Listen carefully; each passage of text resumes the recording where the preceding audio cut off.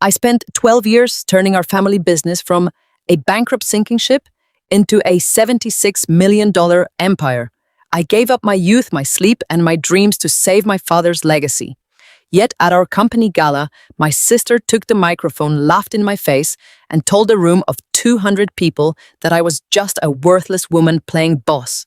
I smiled through the humiliation, holding my glass of sparkling water, because I knew something they did not. I knew the internal audit was already running. I knew her hidden accounts were about to be exposed. And I knew that when my father's secret file was finally opened, the family that threw me away would be begging for my mercy. Before I tell you exactly how I dismantled their perfect lives, please take a moment to like and subscribe. If you enjoy stories about standing up for yourself, let me know in the comments where you are watching from and what time it is there. Now let me take you back to the night my family sealed their own fate. The crystal chandeliers of the Oakbrook Country Club cast a warm golden glow over the grand ballroom. It was a crisp October evening in Chicago, the kind of night where wealth and privilege practically hummed in the air. Waiters in crisp white shirts circulated with silver trays of champagne and expensive appetizers.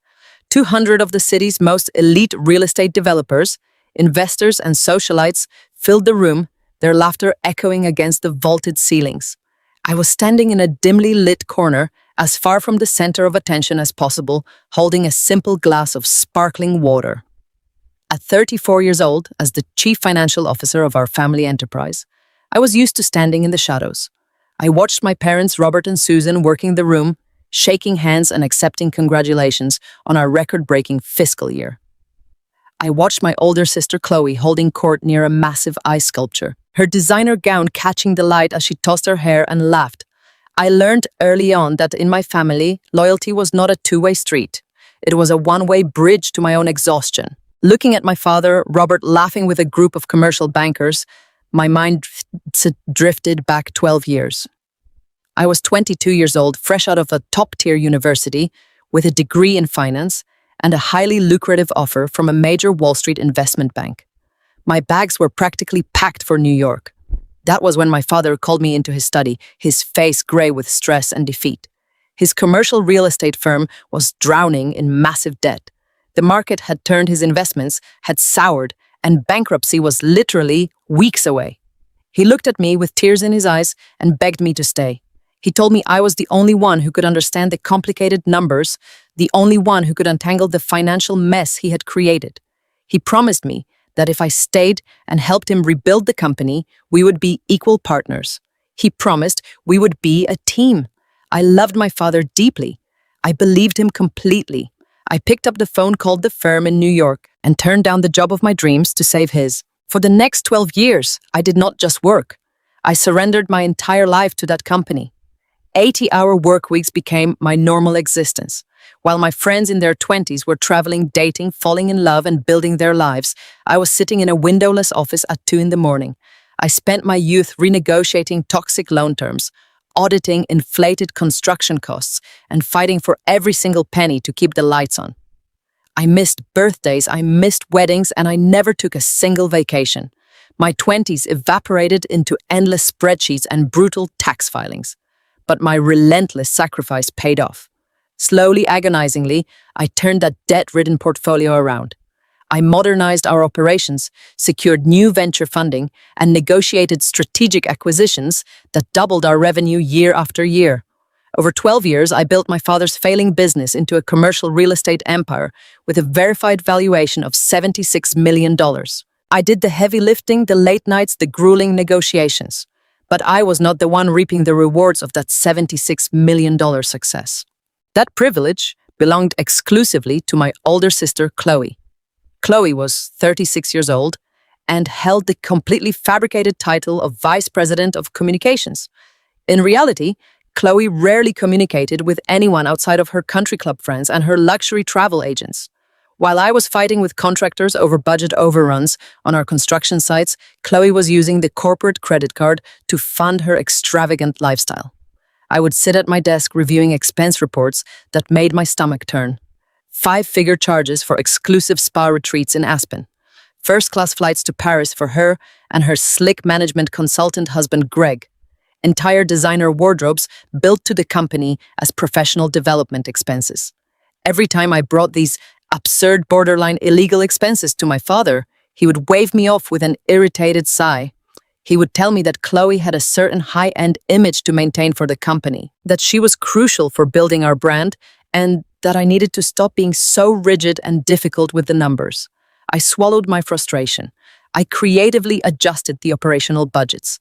I worked even harder to generate more revenue just to cover her reckless spending because I believed that family was supposed to protect each other. I desperately believed my sacrifice meant something to them. I took a slow sip of my sparkling water, pulling my attention back to the present moment in the glittering ballroom. The gala tonight was supposed to be a celebration of our best quarter in company history. I had spent the last 3 months orchestrating a massive commercial merger that finally put our valuation over the top. I felt a rare, quiet sense of pride tonight. I thought, perhaps foolishly, that this would finally be the night my father publicly acknowledged what I had built for him. The string quartet suddenly stopped playing. My father stepped up to the microphone at the front of the ballroom, tapping his champagne glass with a silver spoon. The gentle clinking sound brought the massive room to a hush. 200 faces turned toward the stage in anticipation. My mother stood proudly beside him, her diamond necklace sparkling under the spotlights.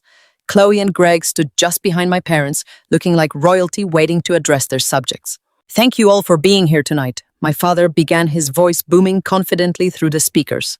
His tone was practiced, full of the charisma that had made him a legendary salesman in the Chicago real estate scene. Tonight, we celebrate more than just a successful fiscal year. We celebrate our family legacy. We celebrate the dynamic future of our enterprise. I smiled slightly from my corner in the shadows. My heart actually beat a little faster. For 12 long years, I had waited for the words of validation. For 12 years, I had waited to be recognized, not just as the dutiful daughter who stayed behind, but as the brilliant architect of our financial success. As we looked to the massive opportunities of the future, my father continued, his smile widening. We recognize that aggressive growth requires necessary change. It requires bold new leadership to take us to the next level. Therefore, I am thrilled to announce a major corporate restructuring effective immediately. I frowned, lowering my glass. Corporate restructuring. We had absolutely not discussed any restructuring. As the chief financial officer, I was supposed to be deeply involved in every single operational and structural change. My stomach tightened with a sudden icy dread. To ensure our financial strategies are perfectly aligned with our aggressive new expansion goals, my father said, beaming at the eager crowd, I am stepping back from daily financial operations. And I am incredibly proud to announce our new executive leadership team.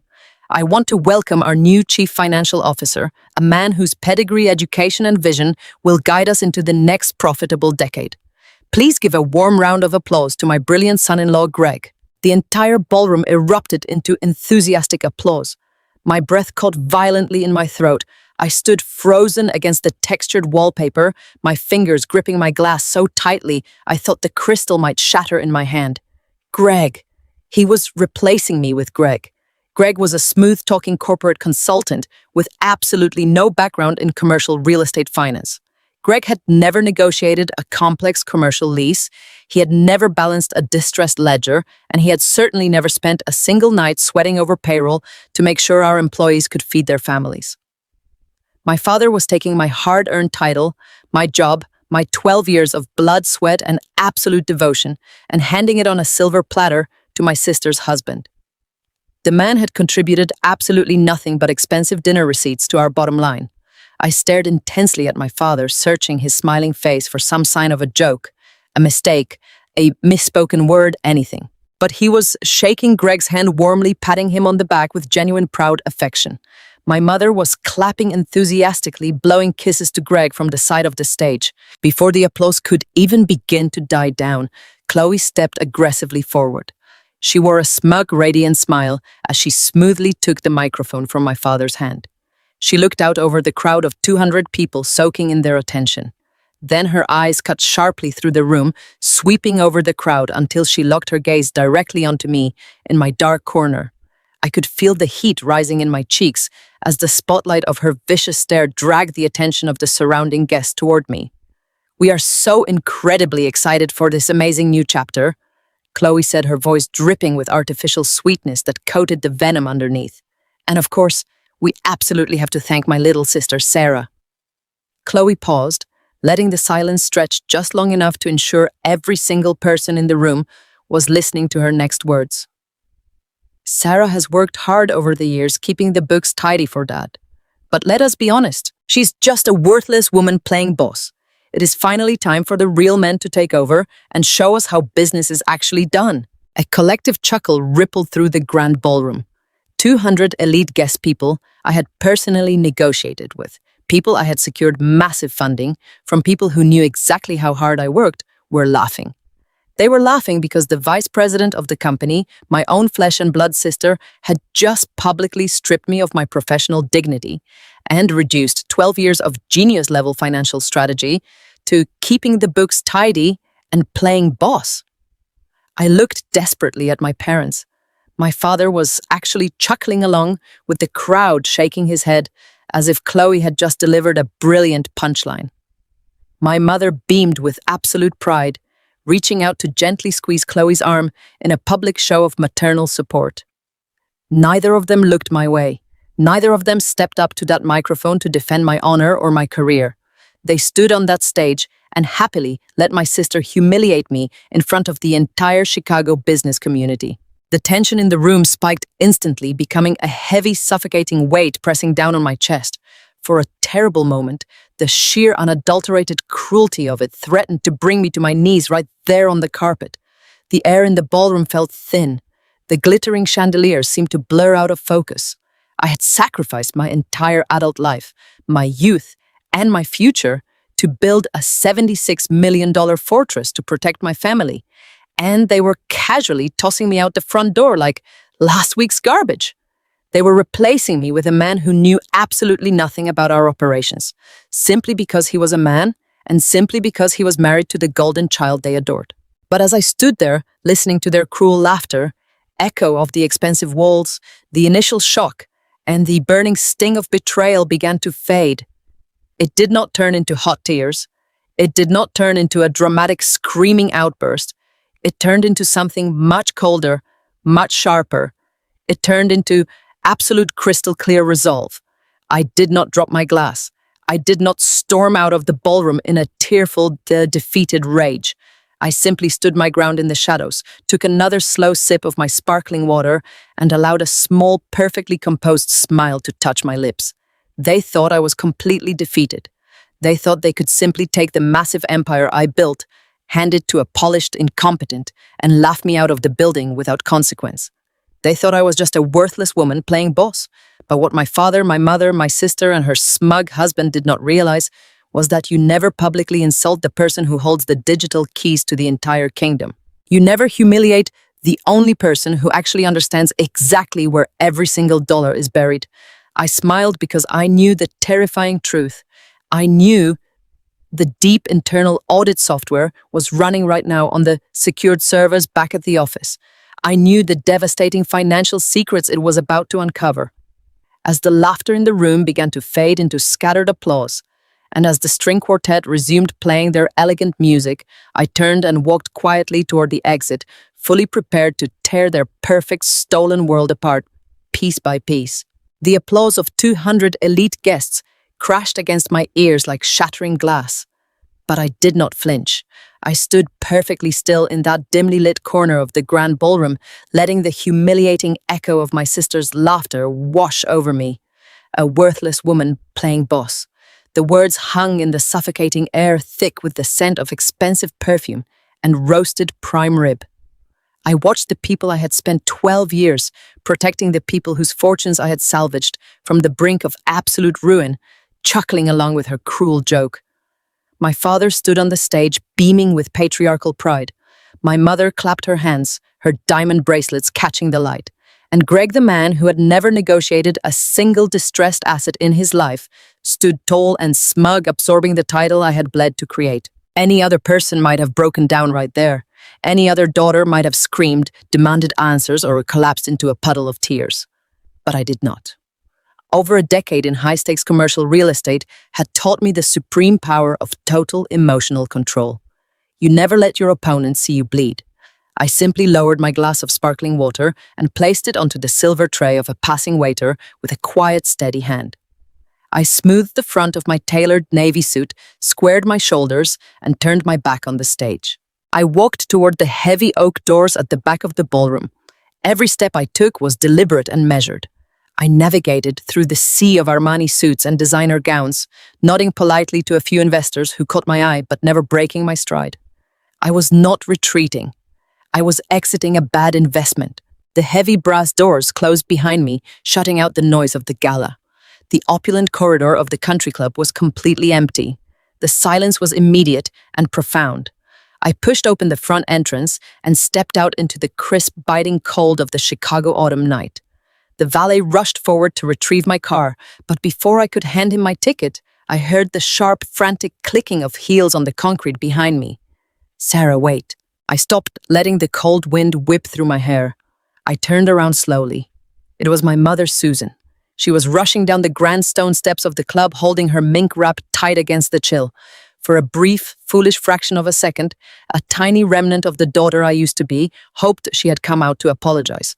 I thought perhaps she had realized how monstrous my sister's speech had been and had chased after me to offer some shred of maternal comfort. But as she stepped into the harsh yellow glow of the parking lot streetlights, I saw her face clearly. Her expression was not filled with regret or sympathy. Her jaw was tight, her eyes narrow and calculating. She looked exactly the way she did when she was haggling with contractors over the landscaping bill at her estate. "I am glad I caught you," she said, slightly out of breath. She did not ask if I was all right. She did not mention the public humiliation I had just endured. Instead, she reached into her designer clutch and pulled out a small leather-bound notepad. "Your father and I need you to hand over all the banking tokens by Monday morning," she said, her voice clipped and purely transactional. "The master administrative passwords, the digital authenticators, the physical vault keys, all of it. We need a completely clean handover so Greg can hit the ground running." I stared at her, letting the sheer audacity of her demand sink into the freezing air between us. "You want the security tokens?" I repeated, my voice dangerously calm. "Do not make this difficult, Sarah." My mother sighed, waving her hand dismissively, as if my 12 years of service were a minor inconvenience she now had to swat away. "You know this makes the most sense. Greg has the right pedigree. He went to a top-tier school. He looks the part. You have done a fine job keeping the books organized behind the scenes, but the company is moving into a new echelon now. We need someone who commands natural respect in the boardroom. We need a family man at the helm." The word pedigree landed between us like a physical blow. Greg had a degree he had barely scraped through, paid for by his wealthy parents, and a consulting resume built entirely on empty buzzwords, and playing golf with the right partners. I had spent my 20s sleeping under my desk, saving this family from bankruptcy, restructuring, toxic debt, and building a $76 million empire with my bare hands. But to my mother, none of that mattered. I was just the workhorse. Greg was the show pony, and they wanted him in the front window. I looked at the woman who had given birth to me and realized with absolute terrifying clarity that she felt absolutely no loyalty to me whatsoever. I was a utility, a tool that had served its purpose and was now being unceremoniously discarded to make room for her golden child husband. "I will leave everything on my desk on Monday morning," I said, my voice completely devoid of any emotion. I did not argue. I did not defend myself. I just turned away from her and handed my ticket to the valet. "See that you do," my mother replied, already turning her back to walk back up the stairs toward the warmth of the gala. "And Sarah, do not do anything vindictive. We have been very generous letting you hold that title for as long as you did." I climbed into the quiet sanctuary of my car, closed the door, and locked it. The engine roared to life, wrapping me in a cocoon of warm air. I gripped the leather steering wheel until my knuckles turned white, but no tears came. The devastating betrayal had burned away any capacity for sorrow, leaving behind a cold, razor-sharp hyper-vigilance. As I drove away from the country club, heading toward the glowing skyline of downtown Chicago, my mind shifted gears entirely. The emotional daughter had been left behind in that parking lot. The chief financial officer took the wheel. Something about my mother's frantic demand for the banking tokens felt it deeply, profoundly wrong. It was not just the cruelty of the timing. It was the desperate urgency behind it. My father was a man who hated sudden operational changes. For him to announce a massive structural shift without a single transition meeting, without any overlap period, and to demand the absolute keys to the financial kingdom on a Monday morning defied every business instinct I had spent 12 years honing. They were rushing me out the door.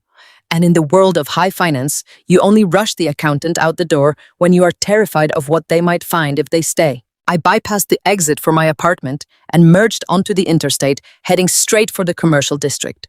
The sprawling city moved past my windows in a blur of neon and headlights, but my focus was absolute. If Greg was taking over my department on Monday, I was going to ensure my exit was flawlessly documented. I was going to leave behind a pristine, undeniable paper trail of my tenure. No one was going to blame me for whatever incompetence Greg was about to unleash upon our accounts. I pulled into the underground parking garage of our corporate headquarters just past midnight.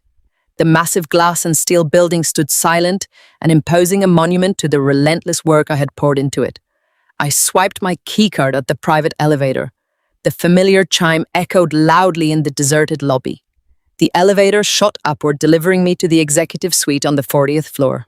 The office was dark, entirely devoid of the chaotic daytime energy of ringing phones and frantic negotiations. I walked down the long corridor, my footsteps sinking into the plush carpet.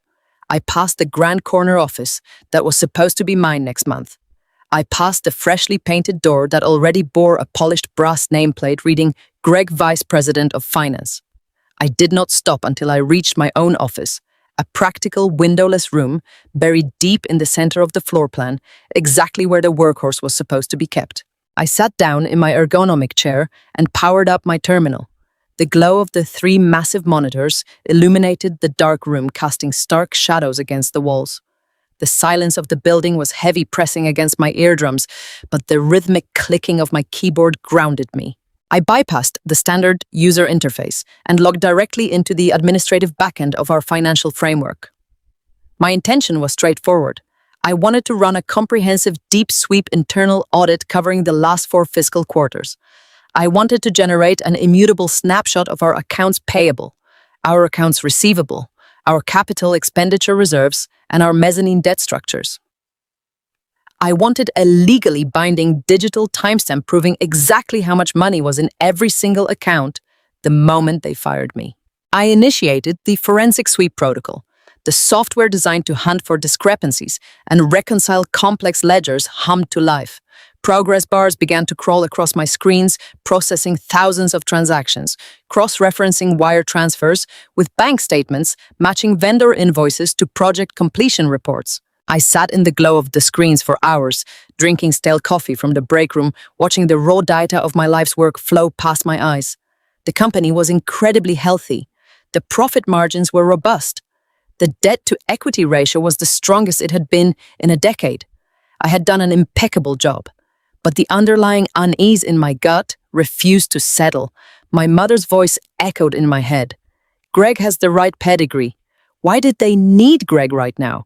Why the immediate hostile takeover of the department that was functioning perfectly? The digital clock in the corner of my screen quietly ticked over to 2 o'clock in the morning. Suddenly, the rhythmic hum of the processing data stopped. A harsh red warning banner slashed across my center monitor. The software had halted the reconciliation process entirely. I leaned forward, my brow furrowing in confusion. This was a sophisticated enterprise-grade system. It did not simply crash. It only stopped when it encountered an anomaly so severe it violated the fundamental rules of the accounting architecture. I clicked on the error log, my heart rate picking up a slow, steady rhythm. The system was flagging a critical discrepancy in a highly specialized sector of our database, the subcontractor payout ledger. I opened the specific ledger and my breath completely stopped. Staring back at me in stark, undeniable digital ink was a bizarre encryption error, masking a massive series of outbound wire transfers. The system was attempting to reconcile millions of dollars that had been authorized, approved and dispersed, but the corresponding vendor invoices were completely missing from the internal registry. I began typing frantically, digging past the surface-level error reports, forcing the software to unearth the raw transaction data. My eyes scanned the scrolling numbers, desperately trying to make mathematical sense of the impossible. Over the past 4 years, an escalating river of cash had been quietly siphoned out of our primary operating accounts, hidden under the guise of obscure consulting fees and external public relations retainers. The numbers were staggering. Hundreds of thousands of dollars moving in the dead of night, carefully structured to fall just below the threshold of standard external banking alerts. This was not an accounting error. This was not a misplaced decimal point or a delayed invoice. This was a highly sophisticated, deliberately engineered financial hemorrhage. Millions of dollars were floating in an unreconciled void. The money was simply gone. I sat back in my chair, the cold reality of the glowing screens washing over me. The entire narrative of the evening violently shifted axis. The public humiliation at the country club, the sudden restructuring, the desperate demand from my mother in the parking lot for my security tokens. It all snapped together with terrifying precision. They had not fired me to give Greg a fancy title to stroke his fragile ego. They had not humiliated me just to elevate their golden child. They fired me because I was in the way. They fired me because they were hiding a massive financial crime, and they needed to tear the keys out of my hands before the looming federal tax audit exposed the rotting core of their perfect lives. The conflict had just mutated from a painful emotional betrayal into a massive corporate conspiracy, and I was the only person standing in the building who knew how to decode the evidence. I reached for my mouse, my fingers steady, and began to trace the ghost money directly back to its source. The red warning banner on my center monitor pulsed with a quiet, menacing rhythm. In my 12 years of managing our corporate servers, I had never seen the internal audit software halt entirely. It was designed to flag discrepancies and generate reports, not freeze the entire reconciliation process. The silence of the 40th floor pressed against my shoulders as I stared at the flashing error code. Subcontractor payout ledger, encryption mismatch. I pulled my keyboard closer. The country club gala, the humiliating speeches, the smug look on my sister's face, all of it faded into the background. My training took over. I was no longer the discarded daughter. I was the chief financial officer, and there was a hemorrhage in my financial ecosystem. I initiated a manual override, bypassing the automated security firewalls to pull the raw data from the server room downstairs. Lines of green text cascaded down my left monitor. I isolated the corrupted batch of transactions and began filtering them by employer identification numbers.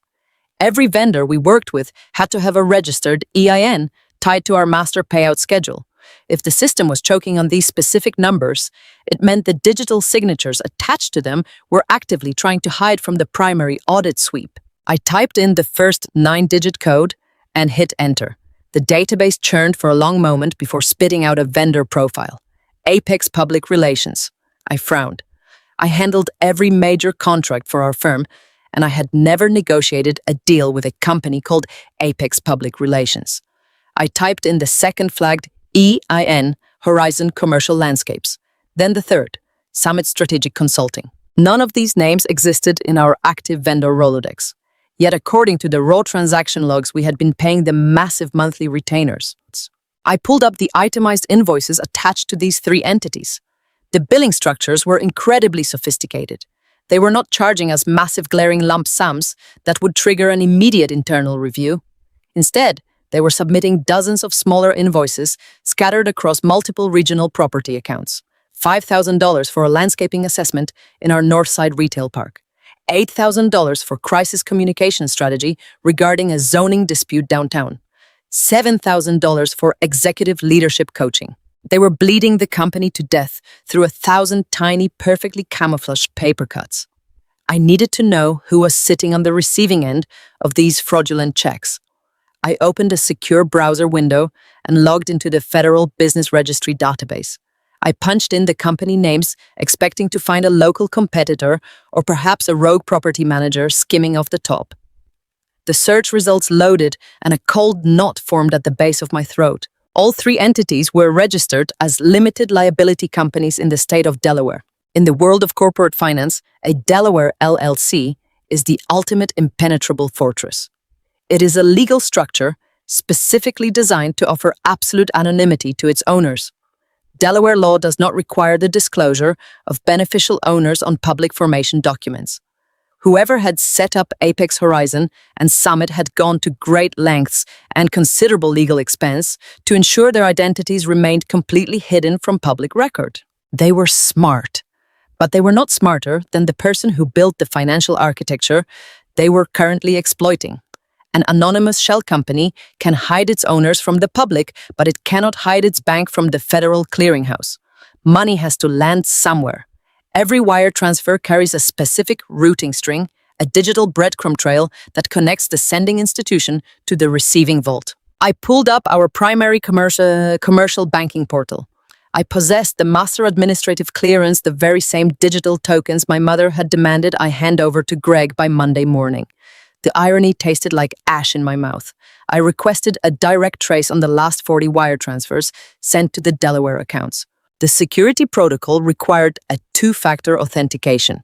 I typed in the secure code sent to my phone, and the banking interface granted me unrestricted access to the clearinghouse data. I held my breath as the screen refreshed. The routing numbers did not lead to a corporate business account. They bypassed traditional commercial banks entirely and funneled directly into a high-yield private wealth management portfolio at a premier boutique bank in downtown Chicago. I clicked on the portfolio details demanding the primary account holder information. The system processed the request. The names materialized in bold black text across my illuminated screen. Joint account holders, Chloe Hartley and Gregory Hartley. I stopped breathing. The air in my windowless office suddenly felt entirely depleted of oxygen. I stared at the names until the letters began to blur together. My sister. My own flesh and blood sister, and her slick, smiling husband. I ran a comprehensive historical aggregate on the 3 shell companies, calculating the total sum of outbound transfers since the first fraudulent invoice was submitted 4 years ago. The software compiled the data in seconds. $3,240,000. $3.2 million. A physical wave of nausea rolled through my stomach. I gripped the edge of my mahogany desk, my knuckles turning bone white. For 4 agonizing years, I had sat in this very chair, sweating over our profit and loss statements. I had lost countless hours of sleep trying to figure out why our operating capital was always so dangerously thin. I had negotiated brutal extensions with our legitimate contractors, begging them for another 30 days to pay for roofing repairs and structural steel, completely convinced that the local commercial real estate market was just suffocating our cash flow. I had skipped meals. I had skipped doctor's appointments. I had sacrificed my youth to protect this company from insolvency. And the entire time, my older sister was reaching her manicured hand into the company vault and pulling out millions of dollars to fund her extravagant lifestyle. The 5-figure charges for exclusive spa retreats, the first-class flights to Paris, the designer wardrobes, the brand-new luxury vehicles.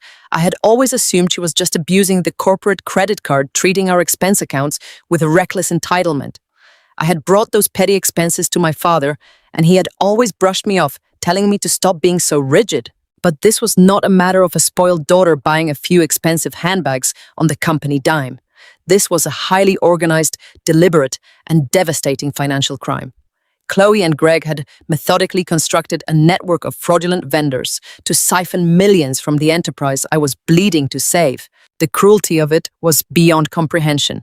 Just 3 hours ago, Chloe had stood on a stage in front of 200 elite guests and called me a worthless woman playing boss. She had laughed at my 12 years of devotion. She had mocked my position. And all the while she was the parasite quietly draining the lifeblood of our family legacy. And Greg the man my parents had proudly announced as the new chief financial officer. The man who had absolutely no background in commercial real estate finance. The puzzle pieces locked together with a sickening clarity. Greg was not brought in to elevate our financial strategies.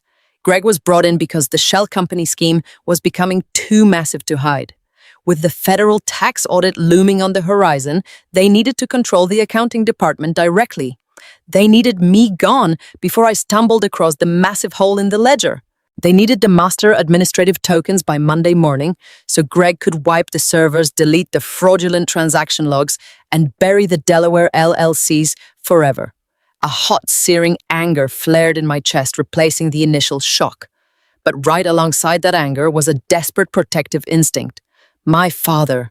Robert had spent his entire life building this company.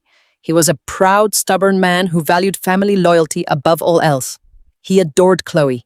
He worshipped the ground she walked on. He believed every single word she said. He had handed her the world, and she was robbing him blind. I imagined my father sitting in his grand corner office, completely oblivious to the fact that his golden child and his hand-picked son-in-law were actively destroying his life's work. They were pushing his company toward a catastrophic federal tax evasion charge. If the IRS discovered this $3 million embezzlement scheme during the upcoming audit, the fines and penalties would completely bankrupt the firm. My father could face criminal liability simply because he was the chief executive officer of record. He could lose his business, his home, and his freedom. They were setting him up for absolute ruin. I had to show him. I had to compile this evidence, march into his office on Monday morning, and lay the undeniable proof of Chloe's ultimate betrayal right on his desk. He would be devastated. It would break his heart to see what his favorite daughter was truly capable of doing. But it was the only way to save him.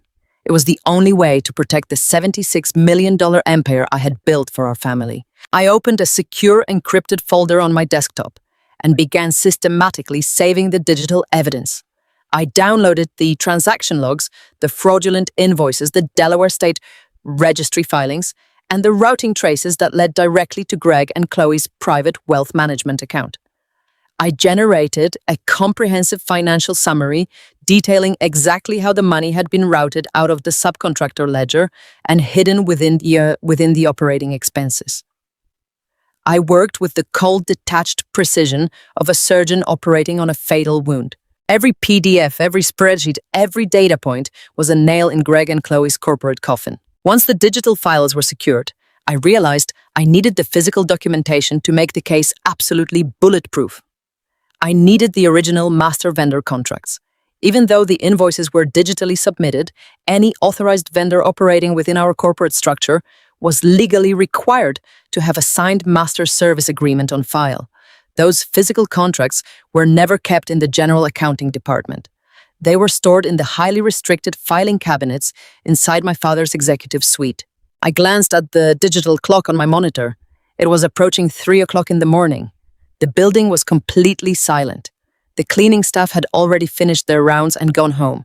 I was the only person left on the 40th floor. I printed the core financial summaries, placed them into a plain manila folder, and stood up from my desk. My legs felt slightly unsteady, a physical reaction to the massive adrenaline dump coursing through my veins. I took a deep, steadying breath, grounding myself in the quiet reality of the office. I walked out of my windowless workspace and moved down the plush, silent corridor toward the executive suites. The hallway was lined with framed photographs of our flagship commercial properties, monuments to the success I had orchestrated. I passed the door with Greg's shiny new brass nameplate without giving it a second glance. My focus was entirely on the heavy mahogany door at the end of the hall, the door to my father's office. I needed the master contracts. I needed to prove to my father that the companies bleeding us dry were phantom entities created by his own family. I pushed open the heavy mahogany door, stepping into the dark, expansive room that overlooked the sleeping city of Chicago. I walked over to the massive wall of filing cabinets, my mind racing with how I would break the devastating news to the man I had spent 12 years trying to please. I believed I was about to save him from a monstrous deception. I believed I was the loyal daughter uncovering a plot that would finally force him to see my true value. I had absolutely no idea that the real monster was not the sister stealing the money. The real monster was the man whose office I had just walked into. My father's corner office was a monument to the staggering success I had painstakingly constructed for him. The rich scent of polished mahogany and expensive bourbon lingered in the air, a testament to a lifestyle he had not actually earned. Floor-to-ceiling windows offered a sweeping, uninterrupted view of the Chicago skyline. The glittering city lights below were a constant reminder of the massive commercial deals I had structured while he spent his afternoons playing golf with our investors. I walked past his oversized leather desk, my heart heavy with a deeply misguided sense of duty. I honestly believed I was about to rescue him. I thought that once I found the physical master vendor agreements for those shell companies, I could lay them out in front of him. I pictured the shock on his face. I imagined him realizing that his golden son-in-law and his precious eldest daughter had been bleeding his legacy dry. I moved straight to the locked filing cabinets lining the far wall. As chief financial officer, I possessed the master override keys for every secure storage unit in the corporate building. I unlocked the top drawer, sliding my fingers rapidly through the thick manila folders. I searched for anything related to the Delaware entities I had just uncovered in the system. Nothing. I opened the second drawer, then the third. The files were impeccably organized, detailing every legitimate contractor and service provider we employed. But the phantom companies, the ones draining our operating capital, were completely absent. There was no physical paper trail in the standard repository. That meant the contracts were strictly digitized and deliberately segregated from the primary accounting network. I turned my attention back to my father's desk. His private terminal sat in sleep mode, the sleek monitor contrasting with the traditional heavy decor of the room. Robert was a man of old-school business habits. He preferred physical signatures and printed quarterly reports. If he had hidden digital files, he would not have buried them deep in an external cloud server. He would have kept them local, secured behind a firewall he falsely believed I could not penetrate. I sat down in his oversized chair and tapped the spacebar. The login screen prompted me for a password. I bypassed his standard user profile, entirely utilizing my back-end administrative credentials to access the root directory of his hard drive. It took less than 3 minutes to circumvent his rudimentary security protocols. Once inside the root system, I initiated a hidden file sweep. The diagnostic software churned silently, hunting for encrypted partitions. Almost immediately, the system flagged a massive isolated drive completely disconnected from our central corporate network. The partition was titled Project Legacy. A cold shiver raced down my spine. Project Legacy. It sounded so official, so protective. I assumed it contained his final estate planning documents, perhaps the transition framework he intended to use when he eventually retired. I double-clicked the icon. A secondary military-grade encryption prompt flashed on the screen. My standard administrative bypass would not work here. I needed the exact alphanumeric passphrase. I sat back, analyzing the man who had raised me. Robert was arrogant, predictable, and obsessively devoted to his favorite child. I typed in Chloe's birth date. Incorrect. I typed in the date of Chloe and Greg's lavish wedding, a $1 million affair the company had secretly subsidized through creative accounting. Incorrect. I closed my eyes and thought about my father's deepest motivations. He viewed our real estate empire as a royal kingdom, and he viewed Chloe's husband as the rightful heir. I opened my eyes and typed a single continuous phrase without spaces. Greg CFO Next Generation. The encryption lock vanished. The drive opened. I braced myself, fully expecting to find the fraudulent vendor contracts Greg had tricked my father into signing. Instead, the screen populated with hundreds of archived email threads, private internal memos, and scanned legal documents. I clicked on the most recent email exchange, dated just 3 weeks ago. The sender was Greg. The recipient was my father. The subject line read Audit Mitigation Strategy and Sarah's Departure. I stopped breathing. The cursor trembled slightly under my hand as I opened the message. The words burned themselves into my memory with agonizing clarity. Greg had written, Bob, the Delaware accounts have been fully drained and the capital has been secured offshore. We have successfully extracted the final $3 million. However, the IRS agents are scheduling their preliminary review for November. We cannot delay the restructuring any longer. Sarah must be removed from the financial infrastructure by Monday. If she stays in that chair during the audit, she will eventually trace the shell companies. I scrolled down to read my father's reply. The man whose company I had saved from total ruin, the man I had sacrificed my entire youth to protect, had responded within minutes. Do not worry about Sarah, my father wrote. She is predictable and entirely desperate for our approval. I will announce your promotion at the gala tonight. It will blindside her, and she will quietly hand over the administrative tokens just to avoid causing a public scene. Susan will handle the emotional pressure. Once you have the master access, you can initiate the data wipe on her terminal. Make sure her digital fingerprints are all over the corrupted ledgers. My hands fell away from the keyboard. The ambient air in the office suddenly felt overwhelmingly thick. suffocating entirely devoid of oxygen. My father was not a victim. He was the architect. He had known about the siphoning. He had actively blessed the draining of his own company's operating capital. They were not stealing from him, they were conspiring with him to hoard millions of dollars in offshore accounts, effectively bankrupting the firm to avoid paying legitimate commercial liabilities and massive federal taxes. But the sheer magnitude of their betrayal did not fully crystallize until I opened the next subfolder. It was clearly labeled Federal Compliance Filings. Inside were dozens of high-resolution PDF documents. I opened the first one. It was a quarterly financial statement prepared for the Securities and Exchange Commission detailing our commercial bond holdings. The numbers were wildly fabricated, artificially inflating our asset value to completely mask the missing millions. I scrolled to the very bottom of the legal document. There, resting perfectly on the signature line, was my exact digital signature. I opened the next file. It was a corporate tax return prepared for the Internal Revenue Service, drastically underreporting our operating income. Again, my signature verified the fraudulent document under strict penalty of perjury. I clicked frantically through the remaining files. Massive loan applications, mezzanine debt covenant certifications, vendor liability waivers. Every single document was an elaborate, terrifying fraud, and every single one bore my legally binding stamp of approval. They had harvested my digital signature from legitimate payroll authorizations and perfectly embedded it into their forged federal filings.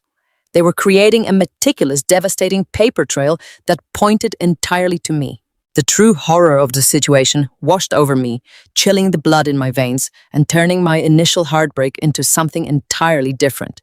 The public humiliation at the country club had absolutely nothing to do with rewarding Greg or feeding Chloe's massive ego. That was just a theatrical cover story meant to distract the hundreds of elite guests. The reality was a highly calculated, viciously engineered trap. A comprehensive federal tax audit was looming in exactly 2 months. The IRS would demand unrestricted access to every single ledger, every bank statement, and every vendor contract. When the federal agents inevitably discovered the massive discrepancies, the missing $3 million, and the fraudulent Delaware shell companies, they would look directly at the individual who signed the authorizing documents. They would look squarely at the chief financial officer. My father and Greg had orchestrated my termination perfectly. By forcing me out tonight and demanding my security tokens by Monday morning, they were clearing the way for Greg to access the primary mainframe. Greg would intentionally trigger a catastrophic data corruption event, systematically wiping the central servers. He would then claim that I, the bitter and unhinged former CFO, had deliberately deleted the financial history out of pure spite after being publicly demoted. When the federal authorities finally came knocking with warrants, my father would play the role of the devastated, betrayed patriarch. He would hand over the forged documents bearing my verified signature. He would solemnly tell the criminal investigators that his deeply troubled daughter had single-handedly embezzled millions of dollars, funneled the cash into anonymous offshore accounts, and destroyed the digital evidence before fleeing the company. They were not just firing me to steal the wealthy empire I had built, they were actively framing me for massive federal tax evasion. They were intentionally setting me up to take the absolute fall for a multi-million-dollar corporate fraud. My own parents and my sister were perfectly willing to send me to a federal penitentiary for the next 20 years, just so they could walk away with the stolen cash and their pristine reputation intact. I sat in the heavy silence of my father's office, absolutely surrounded by the digital proof of my planned destruction. For 34 years, I had bent over backwards to earn a single scrap of their genuine affection. I had willingly assumed the role of the reliable workhorse, the quiet accountant who fixed their terrible mistakes and paid their extravagant bills. I had foolishly believed that if I just worked hard enough, if I generated enough wealth, they would eventually see my value and love me. That pathetic illusion shattered completely, leaving behind a profound and dangerous clarity. They did not view me as a daughter. They viewed me as a highly expendable shield. I was a human sacrifice, fattened up on false promises and exhausting labor, perfectly positioned to be slaughtered the very moment their greed finally caught up with them. I stared intensely at the glowing monitor, absorbing the emails, the forged signatures, the intricate blueprint of my impending imprisonment. Any lingering, desperate desire to protect this family evaporated instantly. The loyal, eager to please daughter died in that leather chair. The woman who stood up was something entirely different. I reached into my tailored suit jacket and pulled out a secure encrypted flash drive. I had carried it on my keychain for years, a basic security habit developed from managing highly sensitive corporate acquisitions. I inserted the drive into my father's terminal and began transferring every single file contained within Project Legacy. I took the emails mapping out their conspiracy. I took the offshore routing numbers Greg had provided.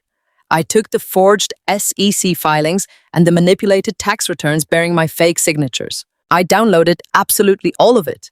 The progress bar moved steadily across the screen, acting as an unstoppable silent countdown to their absolute ruin. As the data seamlessly transferred, my mind shifted entirely into a state of pure tactical warfare. If I confronted them now, if I showed my hand, while they still controlled the corporate narrative and the legal resources, they would accelerate their devious plan. They would call the authorities, immediately claiming I had broken into the office, and execute their framing strategy before I could secure proper defense counsel. I desperately needed time. I needed a flawless, impenetrable countermeasure to ensure their trap snapped shut on their own necks. I needed to let them believe they had won. I had to walk back into their lavish estate on Sunday, sit at their expensive dining table, and play the exact role of the shattered, defeated woman they fully expected me to be. I had to let them mock me, threaten me, and demand my absolute compliance. I had to smile perfectly while they handed me the very blade they intended to use for my public execution. The massive file transfer completed with a soft, satisfying chime. I safely ejected the encrypted drive, slipping it deep into my pocket, where it rested like a loaded weapon. I meticulously cleared the internal access logs, locked the terminal, and wiped down the mahogany desk, making absolutely certain I left the executive office exactly as I had found it. I walked out of the grand suite, my footsteps steady and resolute against the carpet. I had walked into this building desperately trying to save a loving father who simply did not exist. I walked out carrying the undisputed evidence that would utterly destroy the monsters who had taken his place. The rules of the game had completely changed tonight, and my family had absolutely no idea that the worthless woman they had just so casually discarded was already calculating the exact metrics required to bury them alive. The transition from profound devastation to absolute tactical clarity is a strange and terrifying process.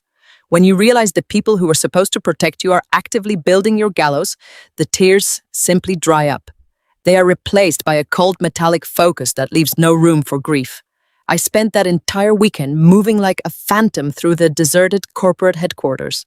While my family was likely clinking champagne glasses and celebrating their brilliant coup, I was locked inside the central server room on the 40th floor, bathed in the blue light of the mainframe monitors. I did not just take the files from my father's hidden drive, I meticulously mirrored the entire corporate server network onto a series of high-capacity, military-grade, encrypted physical drives. I pulled 12 years of pristine financial ledgers, every legitimate vendor contract payroll records, and the entire archive of internal communications. I gathered the authentic, untampered data that proved exactly how healthy the company was before my sister and her husband began bleeding it dry. I needed an undeniable baseline to contrast against the forged tax documents and manipulated public filings they were planning to hand to the federal investigators. I worked systematically, covering my digital tracks with the precision of a ghost, ensuring the system logs showed absolutely no unusual data extraction. By Sunday, I had condensed a $76 million empire and a multi-million-dollar federal fraud into 3 encrypted hard drives that fit perfectly into the bottom of my leather tote bag. Monday morning broke with a heavy overcast sky that perfectly matched the hollow, defeated expression I carefully painted on my face. I wore a plain beige blazer, flat, comfortable shoes, and absolutely no makeup. I needed to look like the broken, exhausted workhorse they expected to see. I needed them to believe their psychological warfare had worked flawlessly. When I pushed open the glass doors to the executive suite, Greg was already sitting behind my desk. He was leaning back in my ergonomic chair, sipping an espresso, looking incredibly pleased with himself.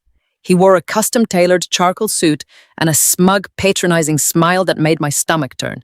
My father stood near the window, his arms crossed over his chest, wearing a mask of false paternal concern. "Sarah," my father said, his voice dripping with synthetic sympathy. "I know Friday night was a shock, but you have to understand business requires difficult decisions. This is not personal. It is just the evolution of the company." I kept my eyes downcast, staring at the polished hardwood floor. "I understand," I said, forcing my voice to sound small and entirely devoid of fight. "You are doing what you think is best." Greg stood up, buttoning his expensive suit jacket. "Look, Sarah, we do not want any bad blood here," he said, using the slick, pacifying tone of a corporate consultant trying to manage a hostile termination. "We appreciate everything you have done to keep things running, but moving forward, I need to take complete control of the financial architecture. Your mother mentioned you would be bringing the administrative tokens." I reached into my bag, my hand brushing against the hidden encrypted drives that held their impending prison sentences, and pulled out the heavy keyring holding the physical vault keys and the 2 digital authentication tokens. I placed them gently onto the mahogany desk. I did not slam them down. I did not throw them. I surrendered them with the quiet resignation of a woman who had given up. "Thank you," Greg said, snatching the tokens off the desk with eager, greedy hands. "I will need you to sign a standard separation agreement and a non-disclosure form before you leave the premises. Just a formality, of course, to protect the family interests." I will wait for the paperwork," I replied softly. I turned to my father, forcing a single, perfectly timed tear to pool in the corner of my eye. "I hope you find what you are looking for, Dad." My father actually had the audacity to step forward and place a comforting hand on my shoulder. "You are a smart girl, Sarah. You will land on your feet. Just take some time off. Let us handle the heavy lifting from here." I nodded mutely, turned on my heel, and walked out of the office. I walked past the receptionist, past the glass conference rooms, and stepped into the private elevator. The moment the steel door slid shut, sealing me off from their side, the performance ended. The slump in my shoulders vanished. I wiped the fake tear from my cheek and pulled my phone from my pocket. They had their administrative tokens. They had their empty victory. Now I was going to build their cage. I drove straight from the corporate headquarters to a sleek modern high-rise in the financial district. I rode the elevator to the 50th floor and stepped into the reception area of Caldwell and Hayes, one of the most ruthless and expensive corporate litigation firms in the Midwest. I did not have an appointment, but I had something much better. I had a referral from a senior federal judge I had once advised on a massive real estate restructuring case. Within 20 minutes, I was sitting across a sprawling glass table from David Caldwell. David was a silver-haired corporate attorney who wore bespoke suits and looked at hostile takeovers the way most men looked at a Sunday crossword puzzle. Beside him sat Julian Hayes, an independent forensic accountant whose entire career was built on dismantling complex financial fraud. I did not waste time on emotional exposition. I did not cry about my sister's cruelty or my father's betrayal. I simply opened my leather tote bag, pulled out the encrypted drives, and laid out the facts. My family is currently executing a coordinated embezzlement scheme using anonymous Delaware shell companies. I told them, my voice crisp and entirely professional. They have siphoned $3.2 million from operating capital into offshore private wealth accounts. Furthermore, they are forging my digital signature on fraudulent federal tax returns and Securities and Exchange Commission filings. They intend to trigger a massive data wipe this week, erase the true financial ledgers, and present the forged documents to the Internal Revenue Service during the upcoming audit to frame me for the missing millions. David Caldwell raised an eyebrow, his sharp eyes locking onto mine. "That is an incredibly serious allegation, Ms. Myers. If true, your father and brother-in-law are looking at decades in a federal penitentiary. Do you have documentation to support this?" I slid a printed executive summary across the glass table. I have the entire uncorrupted corporate database, the raw transaction logs tracing the funds directly to their personal accounts, and the internal email communications detailing their exact strategy to frame me for the crime. Julian Hayes picked up the summary, his eyes scanning the numbers with rapid clinical precision. The silence in the room grew heavy as the forensic accountant absorbed the sheer scale of the fraud. After a long moment, he looked up, a grim smile playing on his lips. They are not very smart, are they? These routing numbers are practically glowing in the dark. Give me 48 hours with these drives, and I can build a paper trail so solid a first-year law student could win the federal conviction. David leaned back in his leather chair, steepling his fingers. You have the shield, he said carefully. We can absolutely protect you from the IRS audit. We can take this evidence straight to the federal authorities today and secure proactive immunity for you while they raid your father's office. No, I said immediately, my voice hard. If we go to the authorities now, the federal government will freeze the entire company. The business will be tied up in criminal litigation for years. The assets will be seized. Our legitimate contractors will go unpaid, and the $76 million empire I spent 12 years building will be completely liquidated to pay federal fines. I am not letting the government destroy my life's work because my family decided to become criminals. I want to save the company, and I want to remove them from it permanently. David studied me, a genuine spark of professional respect lighting up his eyes. You want to execute a hostile takeover. I want to foreclose on my own family, I corrected. But to do that, I need supreme financial leverage. I need a kill switch. Julian opened his laptop and began pulling up the legitimate corporate debt structures I had provided. Let us look at the liabilities. Your father's firm is highly leveraged, but the cash flow is strong. However, there is a vulnerability right here. He turned the screen toward me. You have a $5 million mezzanine debt note held by a private commercial lender. It matures in 60 days. I nodded, recognizing the note instantly. Mezzanine debt is a highly aggressive financial instrument. It acts like a hybrid between a loan and an equity stake. It carries a viciously high interest rate, but it is entirely secured by the equity of the borrowing company. If the borrower defaults or if they breach a major material covenant, the lender does not just get to sue for the money. The lender gets to immediately call the loan and seize the underlying corporate assets to satisfy the debt. Look at the covenants on this specific note, Julian continued, tapping the screen. There's a strict material adverse change clause and a standard criminality provision. If the executive officers of the borrowing company engage in financial fraud, tax evasion, or severe mismanagement of funds, the lender has the legal right to declare the company in default and demand immediate payment in full. If they cannot pay the $5 million in cash, David added smoothly, the lender has the right to force an involuntary transfer of equity. The lender can literally take the company. I stared at the mezzanine debt details, the gears in my mind locking into place. My father's firm did not have $5 million in liquid cash to satisfy that note. Chloe and Greg had stolen all the liquidity and hidden it offshore. If that loan was called today, the company would collapse instantly. I need to buy that debt, I said. David looked at me, slightly taken aback. You need $5 million in liquid capital to purchase that note from the commercial lender. You are a chief financial officer, but that is a massive amount of personal liquidity. I smiled, thinking about the glittering country club, my sister's designer gowns, and my parents' lavish vacations. For 12 years, I had earned a mid-six-figure base salary, supplemented by massive performance bonuses tied to the revenue growth I generated. While Chloe was flying to Paris and draining the company vault to maintain an illusion of extreme wealth. I was quietly living in a modest two-bedroom townhouse. I drove a reliable 6-year-old sedan. I did not buy diamond necklaces or luxury spa packages. I took every single dollar I earned and aggressively invested it in municipal bonds, low-risk index funds, and secure real estate trusts. My family practiced loud, arrogant, destructive wealth. I practiced silent wealth. And silent wealth compounds incredibly well in the dark. I have $8.4 million in highly liquid personal investments. I told the room calmly, I can clear $5 million in cash by tomorrow morning without batting an eye. David Caldwell actually laughed, a low, rich sound of absolute appreciation. You have been playing a very long game, Ms. Myers. I want you to establish an anonymous ironclad blind trust in the state of Wyoming. By the end of the business day, I instructed, leaning forward over the glass table. I want absolute legal separation between my name and that trust. Once the entity is formed, I will wire the $5 million.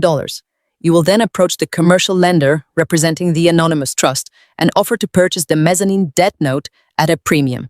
Commercial banks hate holding mezzanine debt when the market fluctuates. They will sell it to you without a second thought. Julian was already typing furiously, verifying the legal pathways. Once the trust owns the debt, he said, his eyes bright with the thrill of the strategy. You are officially the senior creditor of your father's $76 million empire.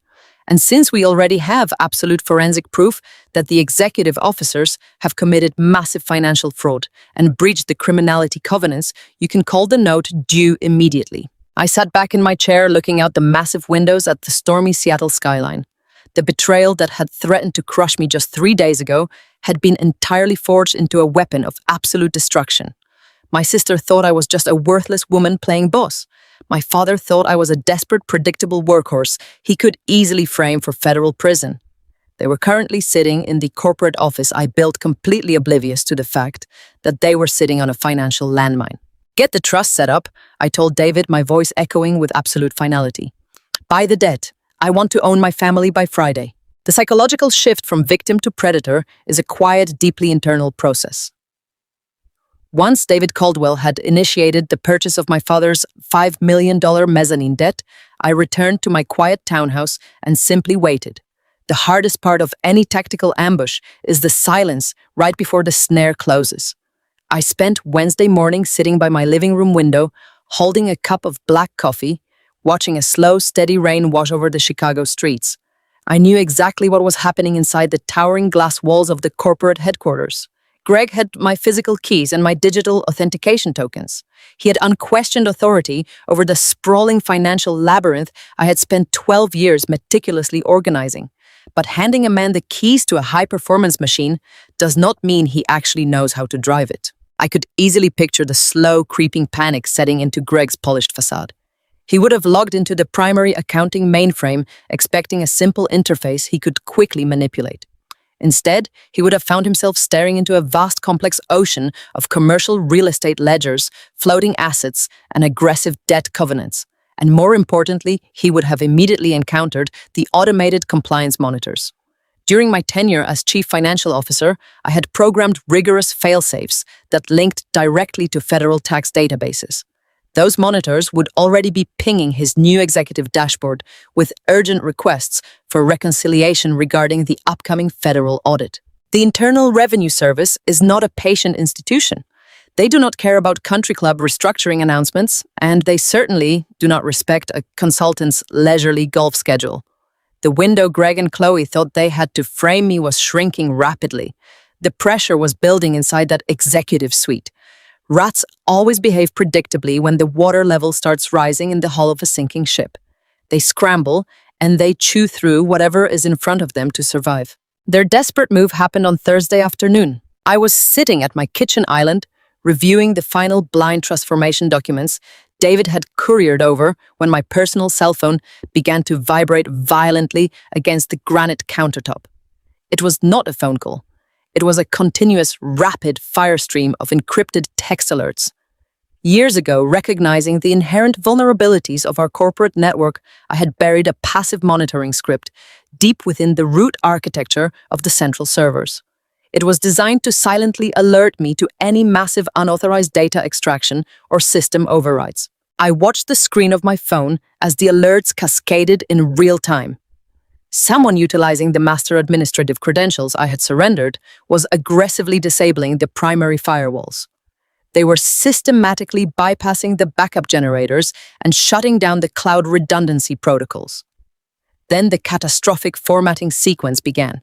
Block by block, ledger by file directory, the entire financial history of our $76 million enterprise was being digitally incinerated. I watched the automated alerts read out the death of my life's work. The subcontractor payout records were gone. The vendor authentication files were erased. The operating capital tracking systems were completely obliterated. Greg was intentionally torching the servers, destroying every authentic piece of evidence that could link him and my sister to their anonymous Delaware shell companies and the missing $3 million. It was a breathtakingly reckless display of corporate sabotage, but it was also incredibly calculated. A company does not simply lose a decade of secure financial data on a random Thursday afternoon without a villain. I knew exactly the narrative my sister and her husband were rapidly spinning to my father, the board of directors, and the terrified staff. They were claiming that Sarah, the bitter, unhinged, and deeply resentful former executive, had snapped. They were telling everyone that I had utilized a secret backdoor access point out of pure vindictive spite to destroy the company records. More importantly, they were establishing the ultimate cover story. They were going to argue that I torched the servers to hide my own massive embezzlement scheme before the impending tax audit could unearth my crimes. They were setting the stage for my arrest. The formal declaration of war arrived the very next morning. Friday brought a sharp, biting cold to the city. Just after 9 o'clock, a private legal courier stepped onto my front porch and knocked heavily on my door. He did not smile. He simply handed me a thick, oversized envelope bearing the embossed gold seal of my father's high-priced corporate legal counsel. I signed the delivery receipt with a perfectly steady hand, thanked the man politely, and carried the heavy package back to my dining table. I slid a sharp metal letter opener through the thick paper flap and withdrew a stack of dense legal documents. The topmost paper was a formal cease and desist order accompanied by a staggering legal ultimatum. The language constructed by my father's attorneys was cold, brutal, and utterly merciless. The document officially accused me of grand larceny, malicious corporate sabotage, and federal tax evasion. Reading the sterile legal terminology, my blood turned to ice. My own father, the man I had sacrificed my 20s to save, was legally asserting that I had orchestrated the entire $3 million theft. He was claiming I had wiped his servers to conceal my treacherous crimes and that my actions had severely jeopardized the financial solvency of his entire legacy. The demands laid out on the second page were draconian. I was required to sign a retroactive non-disclosure agreement permanently sealing my lips regarding any financial operations, vendor contracts, or corporate strategies I had witnessed during my 12-year tenure. But the truly monstrous element of the legal threat was the comprehensive indemnification clause. The lawyers were demanding that I sign a full, legally binding confession of financial liability. I was being explicitly ordered to absorb the entirety of the missing funds, taking the sole absolute blame for the federal tax discrepancies and the offshore transfers. I was to officially declare myself a rogue actor who had betrayed her loving family out of greed. The final paragraph outlined the consequences of my refusal. If I signed the confession and the gag order, my father graciously promised not to pursue civil damages, allowing me to walk away quietly with nothing but a completely ruined professional reputation and a lifetime of unpayable debt. If I refused, the letter stated in plain black text that the corporation would immediately hand their physical evidence complete with my forged digital signatures directly over to the Federal Bureau of Investigation and the Criminal Investigation Division of the Internal Revenue Service. They were offering me a choice between a silent, humiliating surrender or a terrifying, highly publicized federal prosecution. They were fully prepared to throw me into a concrete cell for the next 20 years, simply to protect Chloe's luxurious lifestyle and Greg's fragile ego. I read the legal threat 3 times over. A deep, profound calm washed through my entire body, settling deep into my bones. My father was holding a loaded gun to my head, entirely unaware that he was standing on a landmine I had already armed. The sheer malevolence of their strategy removed any lingering trace of guilt I might have felt about what I was about to do to them. They had stripped away their familial masks, revealing the desperate, greedy predators underneath. It was time to play my part. I needed to ensure they felt absolutely secure in their victory, so they would walk blindly into the trap on Tuesday morning. I picked up my cell phone and dialed my parents' home number. I let the line ring 4 times, staring at the rain against my window. When my mother finally answered, I took a sharp, shallow breath, forcing my voice to tremble.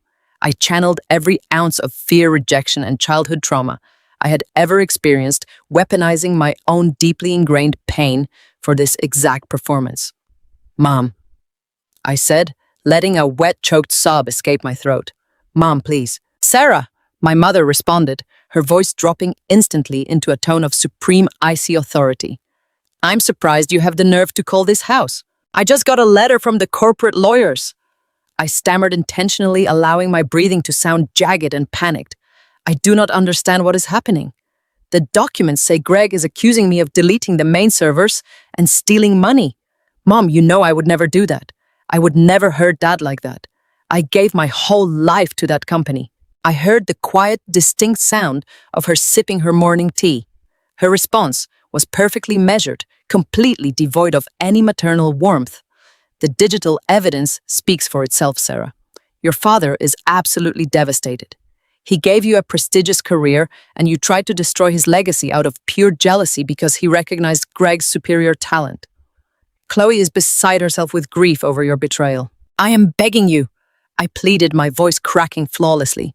Please do not let them send this to the federal authorities. Please do not let them send me to prison. I will do whatever you want. I just need to explain myself. I just need you to hear my side. There is nothing left to explain, my mother said sharply. The lawyers have made the terms very clear. You signed the indemnification clause, you accept the responsibility for the missing capital, and we will show you the mercy you completely denied this family. Let me come over on Sunday, I begged, pouring absolute desperation into the phone. Just one last family dinner. Let me sit down with you, Dad, Chloe, and Greg. I just want to make things right face to face. I will bring the papers. I will sign whatever you need me to sign if you just let me look you in the eye and explain. There was a muffled, heavy silence on the other end of the line. I could hear my mother covering the receiver. Faintly in the background, I heard Greg's voice, arrogant and dismissive, followed by my father's low rumble. They were conferring. They were tasting my total capitulation. They honestly believed they had broken me. They thought the terrifying threat of federal prison had crushed my spirit entirely, forcing the worthless workhorse back into her submissive place. Fine, my mother finally said, uncovering the receiver. Her tone dripped with absolute condescension, the victor addressing the vanquished. Sunday at 6 o'clock exactly. We will have a notary present for your signature. Do not come here looking to make an emotional scene, Sarah. This is your absolute last chance for our mercy. If you refuse to sign the paperwork at the table, the FBI will be waiting at your door on Monday morning. I understand, I whispered meekly. Thank you, Mom. Thank you for giving me a chance. I pulled the phone away from my ear and pressed the end call button. The moment the line disconnected, the tears instantly vanished. The trembling in my chest stopped, completely replaced by a heart rate so steady and calm it felt almost surgical. I looked down at the brutal legal document resting on my dining table. I traced my fingers over the embossed seal of the corporate law firm. They wanted a submissive daughter to arrive on Sunday, beg for their manufactured forgiveness, and sign away her life to protect their crimes. They wanted to humiliate me one final time over a plate of roast beef before tossing me aside forever. I smiled a cold, hard smile in the empty room. They were going to get exactly the Sunday dinner they asked for. But the woman walking through their front door was not going to be the silent victim they had bullied for 34 years. The stage was perfectly set. The legal trap was locked, and I held the absolute kill switch in the palm of my hand. The iron gates of my parents' estate in Oak Brook parted with a heavy mechanical groan, granting me access to the sprawling compound I had personally saved from foreclosure just 10 years prior. I drove my modest 6-year-old sedan up the winding circular driveway, parking it carefully behind Greg and Chloe's brand new imported SUV. The contrast between my reliable, unassuming vehicle and their ostentatious display of wealth was almost laughable. I stepped out into the crisp Sunday evening air, clutching my plain leather handbag. Inside that bag was a miniature audio recorder, already running, picking up the sound of my sensible heels crunching against the perfectly manicured gravel. I walked up the sweeping limestone steps to the massive double doors, bracing myself for the most agonizing performance of my entire life. I had to be the broken, terrified woman they expected. I had to let them believe their psychological warfare had worked flawlessly.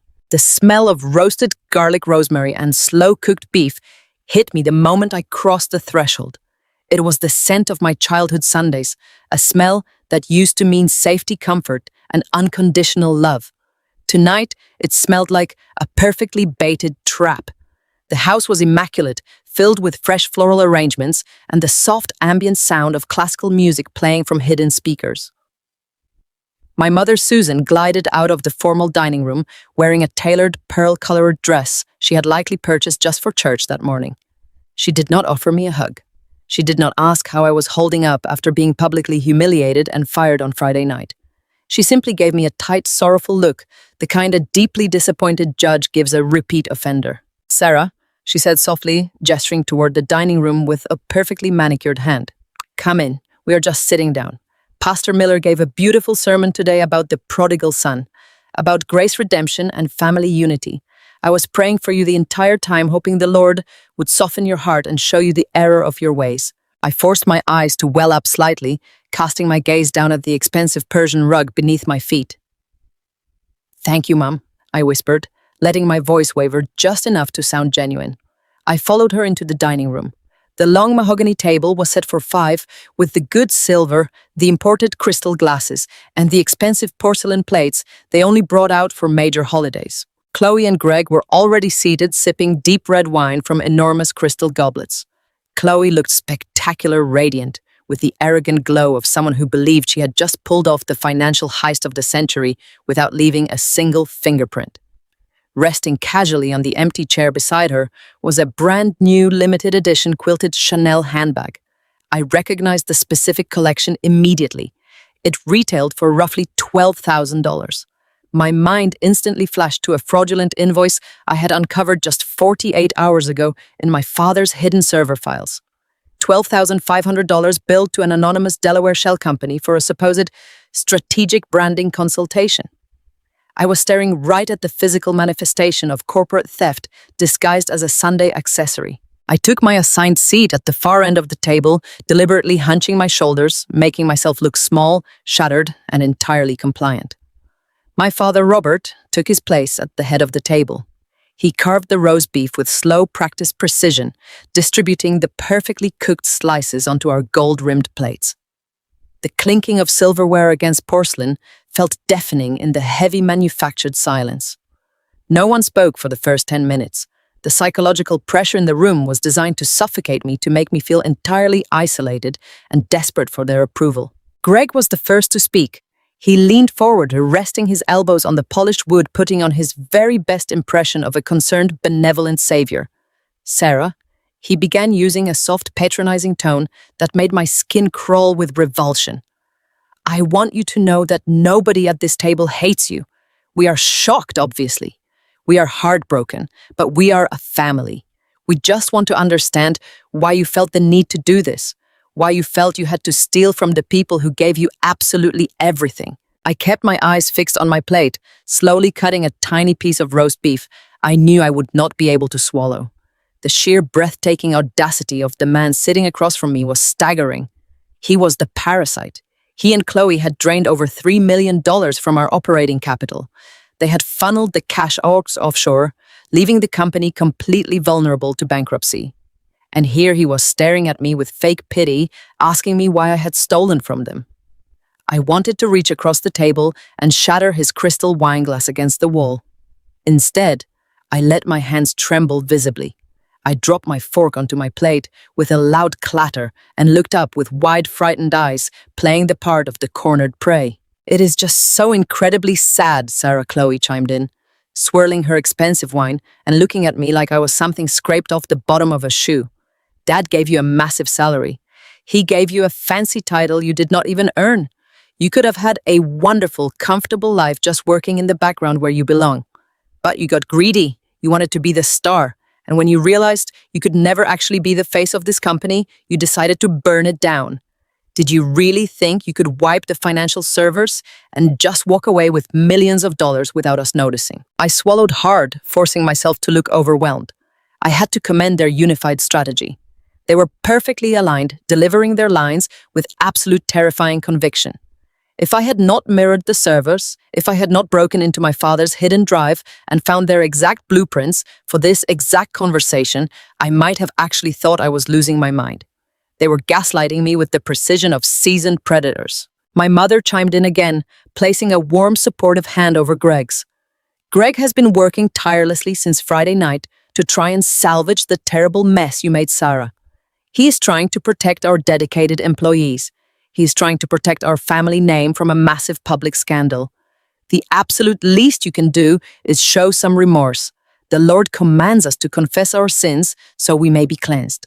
We are giving you the opportunity to come clean tonight in the safety of this home before the federal authorities are forced to intervene. Then the temperature in the room completely changed. My father stopped eating. He wiped his mouth slowly with a linen napkin, dropped it onto his plate, and stared directly at me. The fake sorrow, the dramatic disappointment, the religious posturing, it all evaporated in an instant. The man sitting at the head of the table was no longer playing the heartbroken parent. He was playing the role of a ruthless mob boss closing a dangerous high-stakes deal. Robert reached into the inner breast pocket of his tailored suit jacket and pulled out a thick, folded legal document. He did not hand it to me politely. He tossed it down the length of the long mahogany table.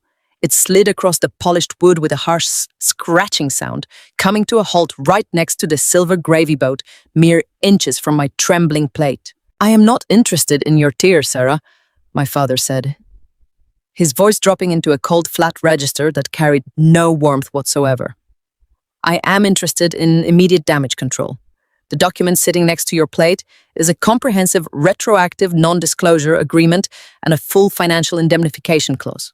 It legally states that you accept absolute sole responsibility for the catastrophic data wipe and the missing corporate funds. It states that you acted alone, completely outside the scope of your employment, and that the company leadership was entirely unaware of your rogue criminal actions." I stared down at the thick stack of paper. The bold black letters on the front page literally spelled out my own destruction. I was looking at a signed confession that would send me to a federal penitentiary for the best years of my life, allowing them to walk away with millions in stolen cash. "This is my final act of paternal mercy," Robert continued, leaning back in his grand chair and steepling his fingers. "If you sign that document tonight, right now, we will handle the missing funds internally. We will quietly dismiss you from the company without pressing civil charges. You will lose your license, your career is over, and you will never set foot in my corporate offices again, but you will stay out of prison." He paused, letting the heavy, suffocating silence stretch out to emphasize his absolute authority. "If you refuse to sign," he said, his eyes narrowing into dark, unfeeling slits, "I will have corporate counsel deliver the server logs and the forged tax filings directly to the Federal Bureau of Investigation tomorrow morning at 8 o'clock sharp. I will tell them my daughter embezzled millions and tried to destroy my company. They will arrest you. They will freeze your personal accounts, and you will spend the next 2 decades in a concrete cell." I had to make them believe. They had me completely cornered. I reached out with a violently shaking hand and touched the edge of the legal document. I let out a soft, broken whimper, pulling my hand back, as if the paper had physically burned me. "Dad, please," I whispered, forcing a tear to spill over my lower lash line and track down my cheek. "You cannot ask me to sign this. It is a lie. You know it is a lie. I did not take the money." Greg sighed loudly, shaking his head with exaggerated exhaustion. "This is exactly what we were talking about, Robert. She is still denying reality. Sarah, we have the digital logs. We know you deleted the files. Just sign the paperwork and let us save you from yourself." Every single muscle in my body screamed to stand up, flip the heavy dining table, and scream the absolute truth into their smug, perfectly contoured faces. I wanted to tell them I knew her Chanel bag was bought with blood money. I wanted to tell Greg I knew his consulting firm was a phantom shell in Delaware. I wanted to tell my father I held the $5 million debt note that was about to bankrupt his entire miserable existence. But silent wealth demands silent execution. You do not show the enemy the blade until it is already sinking into their chest. I kept my head bowed, playing the broken woman, waiting for the perfect moment to strike. The heavy silence in the formal dining room was entirely manufactured. It was a psychological weapon they had spent decades sharpening, perfectly designed to suffocate any resistance I might offer. The air in the room was thick with the rich scent of roasted garlic rosemary and the expensive red wine they had poured to celebrate my impending destruction. I sat at the far end of the sprawling mahogany table, staring down at the thick legal document my father had just slid across the polished wood. The crisp white pages rested dangerously close to the silver gravy boat, a stark, terrifying contrast to the facade of a peaceful Sunday dinner. The embossed seal of the corporate law firm caught the warm light of the crystal chandelier above us. That seal represented a confession to a massive federal crime. It represented my complete surrender. It represented 20 years in a concrete cell for a theft I did not commit. My hands trembled perfectly. I let my shoulders slump forward, making myself look as small and thoroughly defeated as possible. I needed them to believe I was standing right on the absolute edge of a total psychological collapse. I needed them to feel completely secure in their victory. Greg leaned forward, resting his tailored elbows on the table. He wore the sickeningly earnest expression of a priest offering salvation to a condemned sinner. The smell of his expensive cologne wafted across the table, mixing unpleasantly with the food I could not bring myself to eat. "Sarah," he began, his voice pitching into a low, soothing register that made my skin crawl. "We do not want to see you ruined. Nobody at this table hates you. We are shocked, and we are heartbroken by what you have done, but we are still a family. We just want to understand why you felt the need to execute this kind of sabotage. Why you felt you had to steal from the people who gave you absolutely everything." The sheer breathtaking audacity of the man sitting across from me was staggering. He was the actual parasite. He and my sister had systematically drained over $3 million from our operating capital. They had funneled the cash into anonymous Delaware some shell companies, leaving the family enterprise completely vulnerable to a catastrophic bankruptcy. And here he was staring at me with manufactured pity, asking me why I had stolen from them. I wanted to reach across the table and shatter his crystal wine goblet against the expensive floral wallpaper. Instead, I forced another tear to pool in my eye and drop onto my untouched plate. I dropped my silver fork with a loud clatter and looked up with wide, frightened eyes playing the part of the cornered prey. My mother chimed in, placing her hand gently over Greg's hand. "Greg has been working tirelessly since Friday night to try and salvage the terrible mess you created, Sarah. He is trying to protect our dedicated employees. He is trying to protect our family name from a massive public scandal. The absolute least you can do is show some remorse. We are giving you the opportunity to come clean tonight in the safety of this home before the federal authorities are forced to intervene. Just sign the document, Sarah. Let us help you." I swallowed hard, forcing myself to look entirely overwhelmed by their unified front. I had to commend their strategy. They were perfectly aligned, delivering their lines with absolute terrifying conviction. If I had not mirrored the corporate servers, if I had not broken into my father's hidden administrative drive and found their exact blueprints for this setup, I might have actually thought I was losing my mind. They were gaslighting me with the precision of seasoned predators. But my sister had never possessed the discipline for a sustained psychological operation. For 36 years, Chloe had operated entirely on instant gratification and explosive emotion. She lacked the cold patience required to watch a trap slowly snap shut. She wanted her victory right now.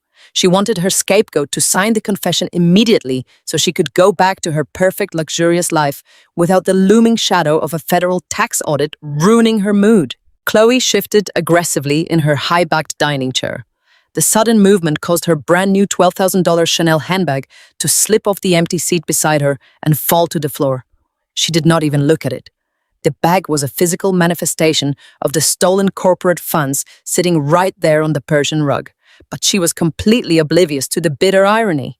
Her face contorted into a mask of absolute vicious entitlement. She slammed her hand down against the mahogany table, causing the silverware to rattle loudly. She pointed a perfectly manicured finger directly at my face, her eyes blazing with genuine hostility. "You are so incredibly ungrateful, Sarah," Chloe snapped, her voice echoing sharply against the vaulted ceiling of the dining room. "Mom and Dad clothed you. They housed you. They gave you a fancy title you never actually deserved, and this is how you repay them. You steal $2 million from us, and then sit there crying like you are some kind of victim. Sign the paper and get out of our house right now, or I'm calling the police this exact second." I stared at her, pointing finger, the crimson polish gleaming in the chandelier light. The absolute brazen slander of her statement was breathtaking. She had completely rewritten reality to position herself as the injured party. She had even reduced the stolen amount by over $1 million in her little speech, perhaps because she could not even keep track of her own massive theft. She stood there wearing clothes my hard work had paid for, living in an estate my financial genius had saved from foreclosure, demanding that I go to federal prison so she could keep shopping. And in that precise moment, something deep inside my chest finally snapped. It was not a violent or chaotic break. It was the quiet, definitive sound of a heavy steel vault locking permanently into place.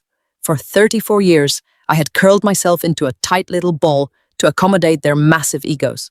I had swallowed their insults, accepted their daily dismissals, and carried the crushing weight of their financial survival completely on my own shoulders. I had played the role of the good, loyal daughter until the effort nearly destroyed me.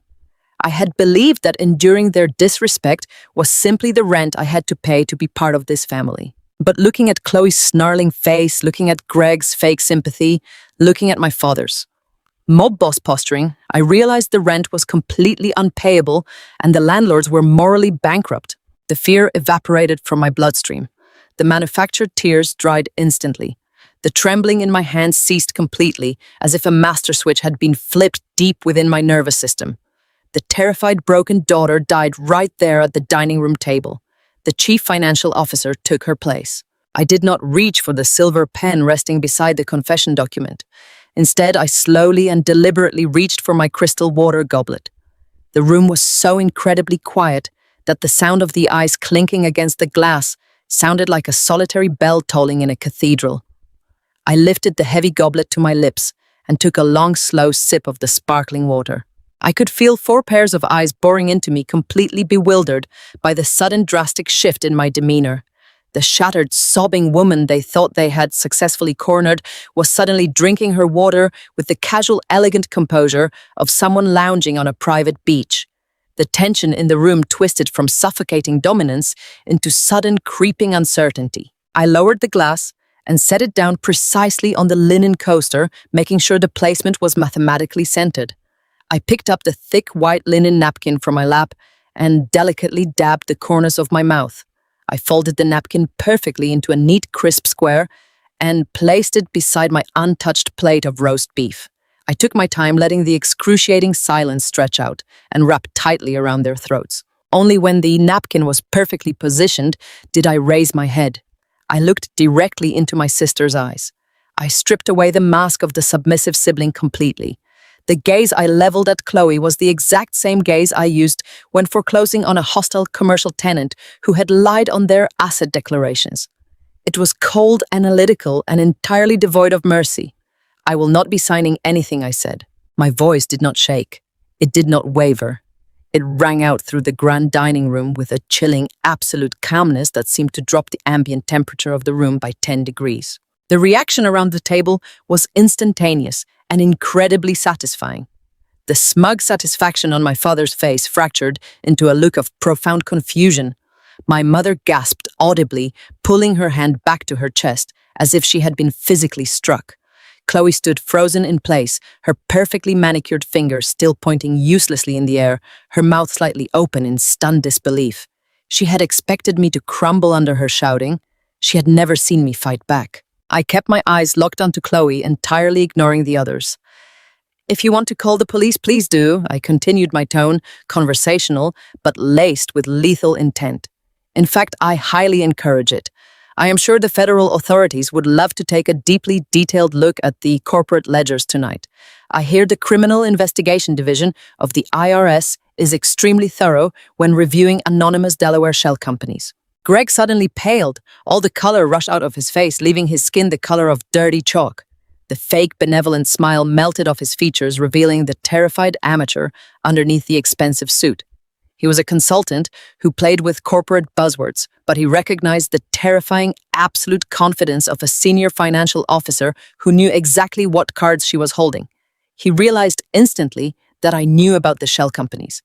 A thick bead of sweat broke out on his upper lip. He looked frantically at my father, his eyes wide with a sudden desperate panic, trying to silently communicate that their perfect trap was failing. My father slammed his heavy fist onto the mahogany table, causing the crystal glasses and silverware to jump violently. The veneer of the calm, merciful patriarch shattered completely. "You ungrateful little brat!" Robert bellowed, his face turning a dangerous mottled shade of crimson. "You do not dictate terms in my house. You do not walk away from this table. If you walk out that door, you are dead to this family. I will utterly destroy your life." I looked at the furious red-faced man sitting at the head of the table. This was the man who had cried in his study 12 years ago, begging me to save him from bankruptcy. He was now threatening to destroy me while standing inside a massive lavish estate that my absolute financial genius had saved from the auction block. He thought he possessed the power in this dynamic. He had no idea that I had already purchased his $5 million mezzanine debt. He had no idea I was currently his senior creditor. He was a king screaming from a throne he no longer owned. I pushed my heavy mahogany chair back from the table. The wooden legs scraped loudly against the polished floorboards, a harsh grounding sound in the echoing room. I stood up to my full height, smoothing the minor wrinkles from my simple beige blazer. I looked down at the confession document sitting next to the gravy boat and felt a profound, overwhelming sense of liberation wash through my soul. "I will see you all at the emergency board meeting on Tuesday morning," I said, my voice slicing cleanly and effortlessly through my father's bellowing rage. "Do not be late." I did not wait for his response. I did not wait for my mother to start crying or for Chloe to start screaming again. I simply turned my back on the people who had tried to bury me alive and walked out of the formal dining room. I did not run. I did not rush. I walked with the slow, steady, intentional pacing of a woman who had just taken back absolute control of her entire life. I walked through the grand foyer, feeling the heavy, stunned silence of the house pressing against my back. The classical music was still playing softly from the hidden speakers, a surreal soundtrack to the destruction of my family unit. I opened the massive double front doors and stepped out into the crisp Sunday evening air. I walked down the limestone steps and across the gravel driveway toward my reliable 6-year-old sedan.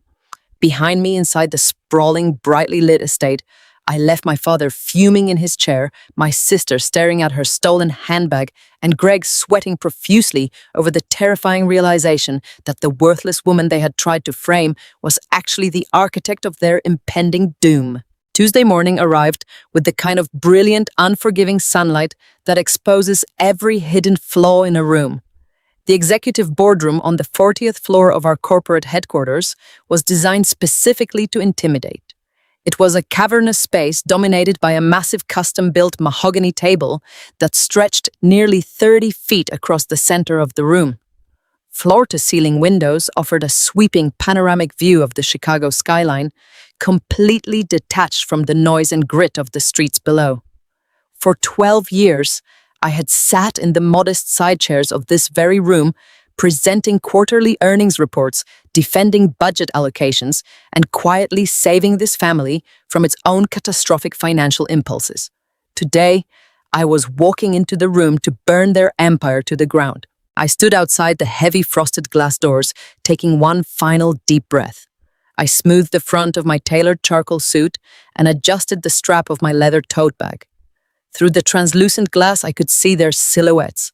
My father Robert sat at the absolute head of the table, radiating the imperious energy of a king, waiting to formally banish a traitorous peasant. To his immediate right sat Greg, wearing a pristine navy suit, his posture relaxed and draped in the unearned confidence of a man who believed he had just successfully stolen the keys to a kingdom. To my father's left sat my sister Chloe. She was casually flipping through her phone, projecting an aura of total boredom. Her $12,000 Chanel handbag, the one purchased entirely with stolen operating capital, rested prominently on the polished mahogany table like a grotesque trophy. Flanking my father were two men I recognized instantly. They were senior partners for my father's high-priced corporate defense firm. They wore expensive silver watches and severe expressions, sitting with neat stacks of legal documents arranged perfectly in front of them. The non-disclosure agreements, the indemnification clauses, the forced confessions. They were completely ready to execute the final stage of my destruction. They genuinely believed I was coming to surrender. They thought I was arriving broken, terrified of federal prison, and desperate to sign away my life to avoid their manufactured wrath. I pushed open the heavy glass doors. The soft hum of the boardroom ventilation system was the only sound in the room until my heels clicked sharply against the hardwood floor. 5 pairs of eyes immediately snapped toward me. My father leaned back in his luxurious leather chair, folding his hands over his stomach, with a look of supreme paternal disappointment, perfectly practiced for his lawyer's benefit. Greg smirked, adjusting his expensive silk tie. Chloe did not even bother to fully look up from her phone, simply rolling her eyes in an exaggerated display of sibling exasperation. "Sarah," my father began, his voice echoing through the large room with a heavy, theatrical sorrow. I am glad you decided to do the right thing and show up. Have a seat so we can get this unpleasant business over with. The attorneys have the final documents ready for your signature. I did not move toward the empty chair they had designated for me at the far end of the table. I simply stood near the entrance holding the door open. I am not here to sit down, Dad, I replied, my voice completely calm, ringing with an absolute crystalline clarity that immediately wiped the smirk off Greg's face. And I am certainly not here alone. I stepped aside. David Caldwell walked into the boardroom first. He did not look like a standard corporate attorney. He looked like a beautifully tailored apex predator entering a wading pool. He carried a massive reinforced leather briefcase and moved with the slow, deliberate grace of a man who possessed absolute leverage in every room he entered. Directly behind David walked two figures who instantly altered the entire barometric pressure of the corporate suite. They were dressed in unremarkable dark suits, but their presence was heavy institutional and entirely devoid of humor. They wore identifying lanyards around their necks, and their jackets fell open just enough to reveal the unmistakable glint of federal badges clipped to their belts. My father's two high-priced defense attorneys immediately sat up perfectly straight. Their relaxed, confident postures vanished in a fraction of a second. As seasoned legal veterans, they recognized the specific unyielding posture of federal law enforcement the moment it walked through a door. "Robert," my father demanded, his voice losing its theatrical sorrow and spiking with genuine aristocratic outrage. "What is the meaning of this, Sarah? Who are these people? You have no authorization to bring outside parties into a secure corporate facility." David Caldwell did not ask for permission to speak. He walked directly to the center of the massive mahogany table, bypassing the expensive defense lawyers entirely. He hoisted his heavy leather briefcase onto the polished wood, unclasped the brass locks, and pulled out a bound document so thick it resembled a metropolitan telephone directory. He lifted the 500-page forensic audit with both hands and dropped it directly onto the center of the table. The heavy thud of the paper hitting the wood sounded like a gunshot in the pristine quiet of the boardroom. "My name is David Caldwell," he announced, his voice rich, authoritative, and completely unapologetic. "I am the senior legal counsel representing Miss Sarah Myers, and the gentlemen standing by the door are Special Agent Miller and Special Agent Vance from the Criminal Investigation Division of the Internal Revenue Service." The color completely drained from my father's face, leaving his skin the shade of wet ash. Chloe finally dropped her phone, her mouth falling open in a sudden, uncomprehending shock. Greg gripped the armrests of his leather chair so tightly, his knuckles turned entirely white. His eyes darted wildly around the room as if searching for a hidden exit. My father's lead defense attorney stood up quickly, holding out a placating hand. "Now hold on a moment, Mr. Caldwell. We are in the middle of an internal corporate restructuring and a sensitive family matter. There is absolutely no need for federal authorities to be present in this building without a warrant. We have internal evidence of severe employee misconduct that we were attempting to resolve privately." David smiled, a terrifyingly sharp expression that offered absolutely no warmth. "You are referring to the completely fabricated narrative that my client deleted your central financial servers to cover up a multi-million-dollar embezzlement scheme," he stated plainly, completely neutralizing their primary weapon in a single sentence. "Yes, we are fully aware of the incredibly clumsy trap your clients attempted to spring on Friday night. Unfortunately for the individual sitting at this table, Miss Myers had already mirrored the entire uncorrupted corporate mainframe onto encrypted physical drives before the intentional sabotage occurred. We have every single original ledger, every legitimate vendor contract, and every authentic payroll record safely secured." Greg let out a sharp, involuntary gasp. The sound was pathetic, small, and desperate. He looked at me with eyes full of absolute terror, finally realizing that the quiet, submissive sister-in-law he had mocked for years had entirely outplayed him. The internal data wipe was not an act of a rogue employee. David continued, tapping a manicured finger against the massive bound audit. It was a desperate, catastrophic attempt to destroy the evidence of a highly sophisticated financial crime orchestrated by the executive leadership of this company. My father slammed his hands down on the table, attempting to summon the dominating rage that had controlled our family for decades. "This is absurd slander," he roared, spittle flying from his lips. You walk into my building and accuse me of crimes. You have nothing but the bitter lies of a jealous fired employee. We have the tax documents, we have the Securities and Exchange Commission filings, all bearing her digital signature, authorizing the movement of those funds. She signed them, she stole the money. She's trying to frame us to save herself. One of the federal agents, Special Agent Miller, finally stepped forward. He did not raise his voice. He did not need to. The quiet, flat authority of a federal investigator completely paralyzed the room. Actually, Mr. Myers, we have already reviewed the filings you are referencing, Special Agent Miller said, pulling a small notepad from his breast pocket. We initiated a preliminary forensic trace on those documents over the weekend, based on the mirrored data your daughter provided. The agent paused, looking directly at my father with eyes that held zero sympathy. A digital signature is just a visual graphic, Mr. Myers. It proves absolutely nothing on its own. What proves authorization is the unique IP address, the secure network location, and the timestamp of the terminal where that signature was actively applied to the fraudulent PDF file. The silence in the boardroom became so profound, I could hear the faint ticking of the designer clock on the far wall. I watched my father's chest stop moving. I watched the absolute realization of his total destruction wash over his features. Special Agent Miller flipped a page in his notepad. According to our preliminary cyber forensics, the digital signatures on the fraudulent federal tax returns and the manipulated SEC filings were not applied from Miss Myers' secured terminal on the 40th floor. The network logs prove definitively that the documents were compiled, signed, and submitted using your personal secure home network. IP address located at your private estate in Oak Brook. Furthermore, the administrative login credentials used to access the portal during the time of the forgery belonged directly to your son-in-law Gregory Hartley. The defense attorneys sitting next to my father visibly recoiled.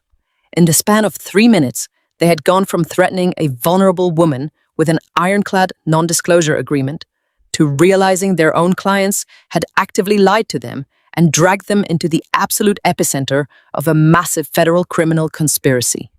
The lead attorney slowly closed his file folder, sliding it away from himself, as if the paper had suddenly caught fire.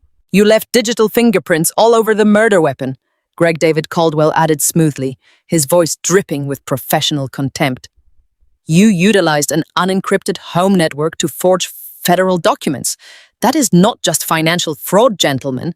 That is a breathtaking display of technological incompetence." Chloe finally found her voice. Her perfect, arrogant facade had entirely collapsed, leaving behind a terrified, frantic child facing actual consequences for the very first time in her life. She looked wildly from the federal agents to David Caldwell and then finally to our father. "Dad!" she shrieked, her voice pitching into a hysterical, desperate register. "Dad, do something. Call the police. Tell them she's lying. Tell them we did not do anything. You said everything was safe. You said the Delaware companies were totally anonymous." The moment the words left her mouth, a collective wince rippled through the room. Even Greg closed his eyes in sheer agony, dropping his head into his hands. Chloe had just verbally confirmed the existence of the shell companies in front of 2 active federal agents and her father's own legal counsel. She was completely incapable of understanding the monumental gravity of the situation, prioritizing her immediate panic over basic legal survival. "Ah yes, the Delaware Limited Liability Companies," David Caldwell said, resting his hands on the massive forensic audit. "Apex Public Relations, Horizon Commercial Landscapes, Summit Strategic Consulting. We have dedicated roughly 200 pages of this audit to dissecting those specific entities." David looked directly at Chloe, his gaze locking onto her terrified eyes. "Delaware provides excellent corporate anonymity from the general public, Ms. Hartley. It does absolutely nothing to hide your financial routing numbers from the Federal Banking Clearinghouse. We have provided the Internal Revenue Service with the exact wire traces proving that $3.2 million was systematically transferred from this legitimate corporation directly into a private wealth management portfolio held jointly in your name and your husband's name." Chloe physically shrank back into her plush leather chair, pulling her arms tightly across her chest. She looked at her $12,000 Chanel bag sitting on the table and then looked at the federal agents. The sheer entitlement that had fueled her entire existence evaporated, leaving her shaking, visibly trembling in her expensive clothes. She looked completely broken, a spoiled princess, finally forced to look at the massive bill she had racked up. "This is a misunderstanding," Greg stammered suddenly, standing up, his chair rolling backward violently. He held his hands up in a placating, desperate gesture, sweating profusely. The expensive suit suddenly looked 3 sizes too big for him. "We were just following directives. Robert told us to secure the capital for a special acquisition. We did not know the tax filings were manipulated. I just logged in because Bob told me to. I did not forge anything. I am just a consultant. I am not the chief financial officer." "Shut your mouth, you pathetic coward," my father bellowed, lunging across the table toward Greg. "You were the one who set up the offshore routing. You told me the encryption was flawless. You told me she would never find it." My father's defense attorneys immediately sprang out of their chairs, physically pulling Robert back and shouting for everyone to remain absolutely silent. "Mr. Myers, do not say another word," one of the lawyers commanded, his voice cracking with sheer panic. "Do not confirm anything. We are ending this meeting right now." "No!" David Caldwell interrupted, stepping forward and placing his hand firmly on the 500-page audit. "This meeting is not over until I say it is over. You do not dictate the timeline anymore." David turned his attention back to my father, who was standing behind his chair, breathing heavily, looking like a trapped, aggressive animal. "My client came here today not to negotiate a surrender, but to present you with a statement of absolute fact," David said, his voice echoing with devastating finality. "The Internal Revenue Service currently possesses the uncorrupted server data, the forged documents, the IP traces, and the routing numbers proving you embezzled millions and attempted to frame a completely innocent executive.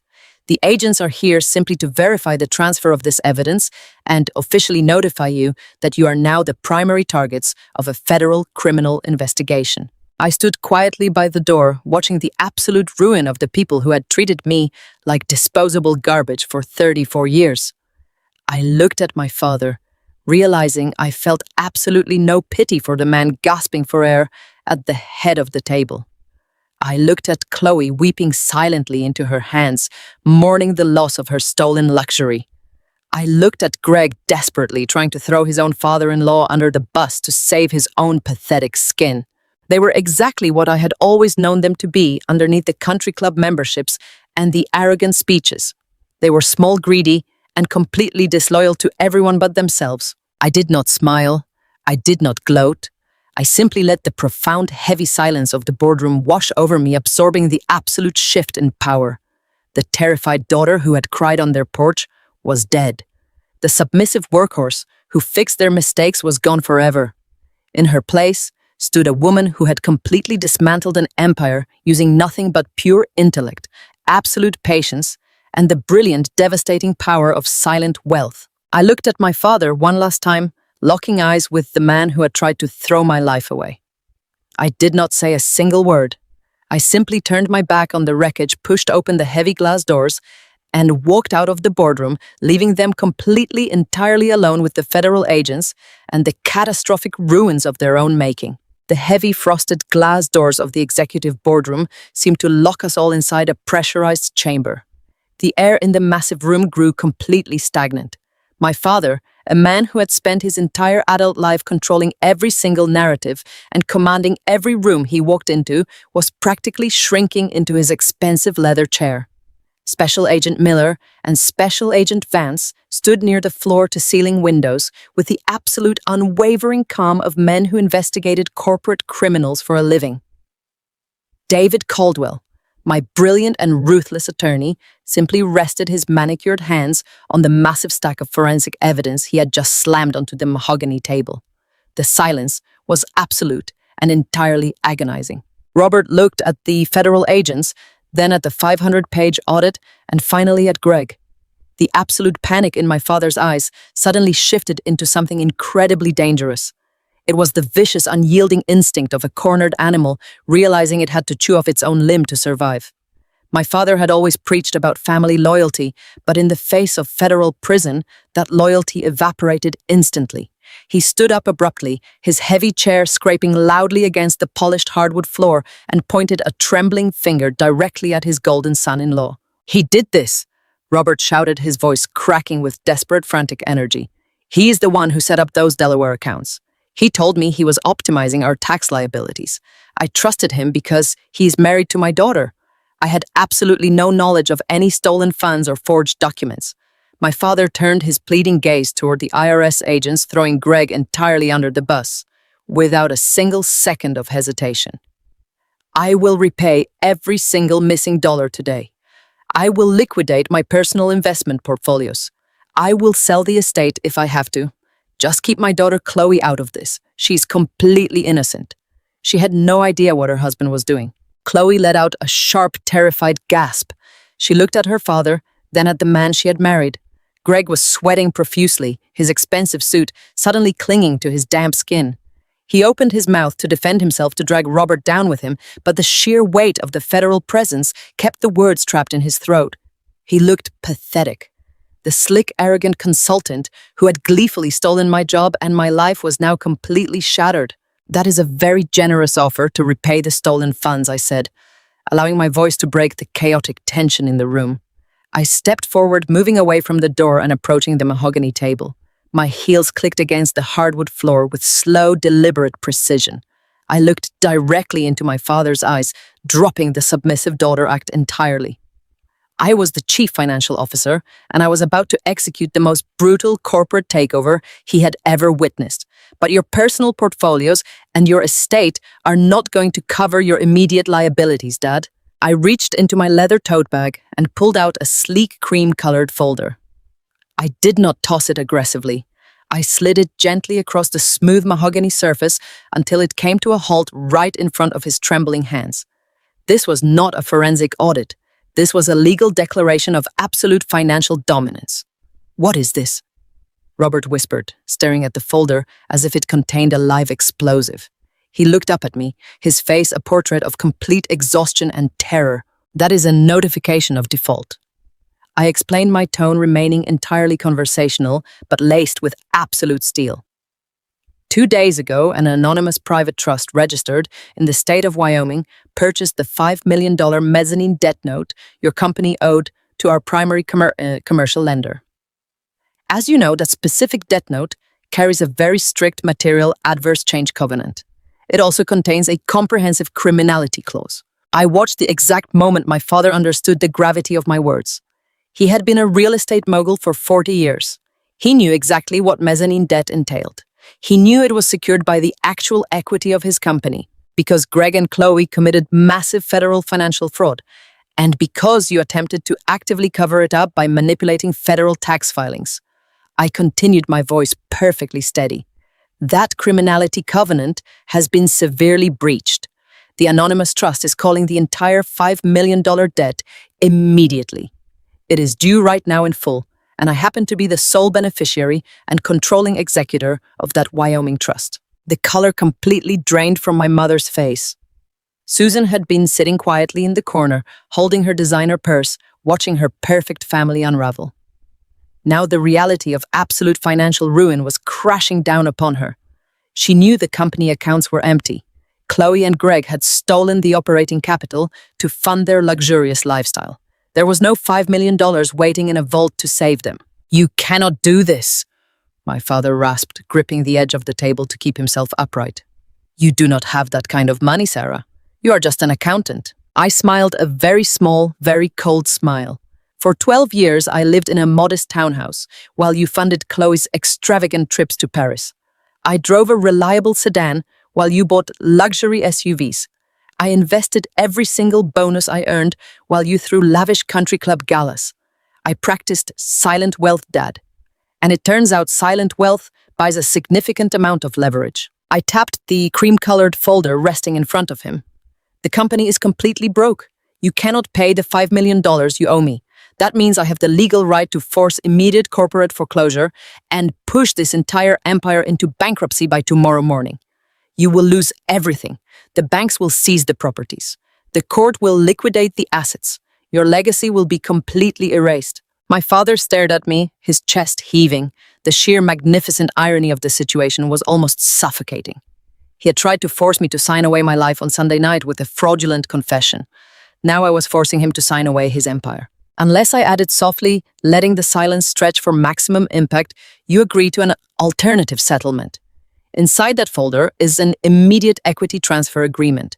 You will sign over 80% of your controlling shares in this company directly to my trust. You will resign as Chief Executive Officer effective immediately. You will walk away from this building and you will never return. If you sign those papers, I will not force the bankruptcy. I will restructure the debt, stabilize the legitimate vendors, and save the company.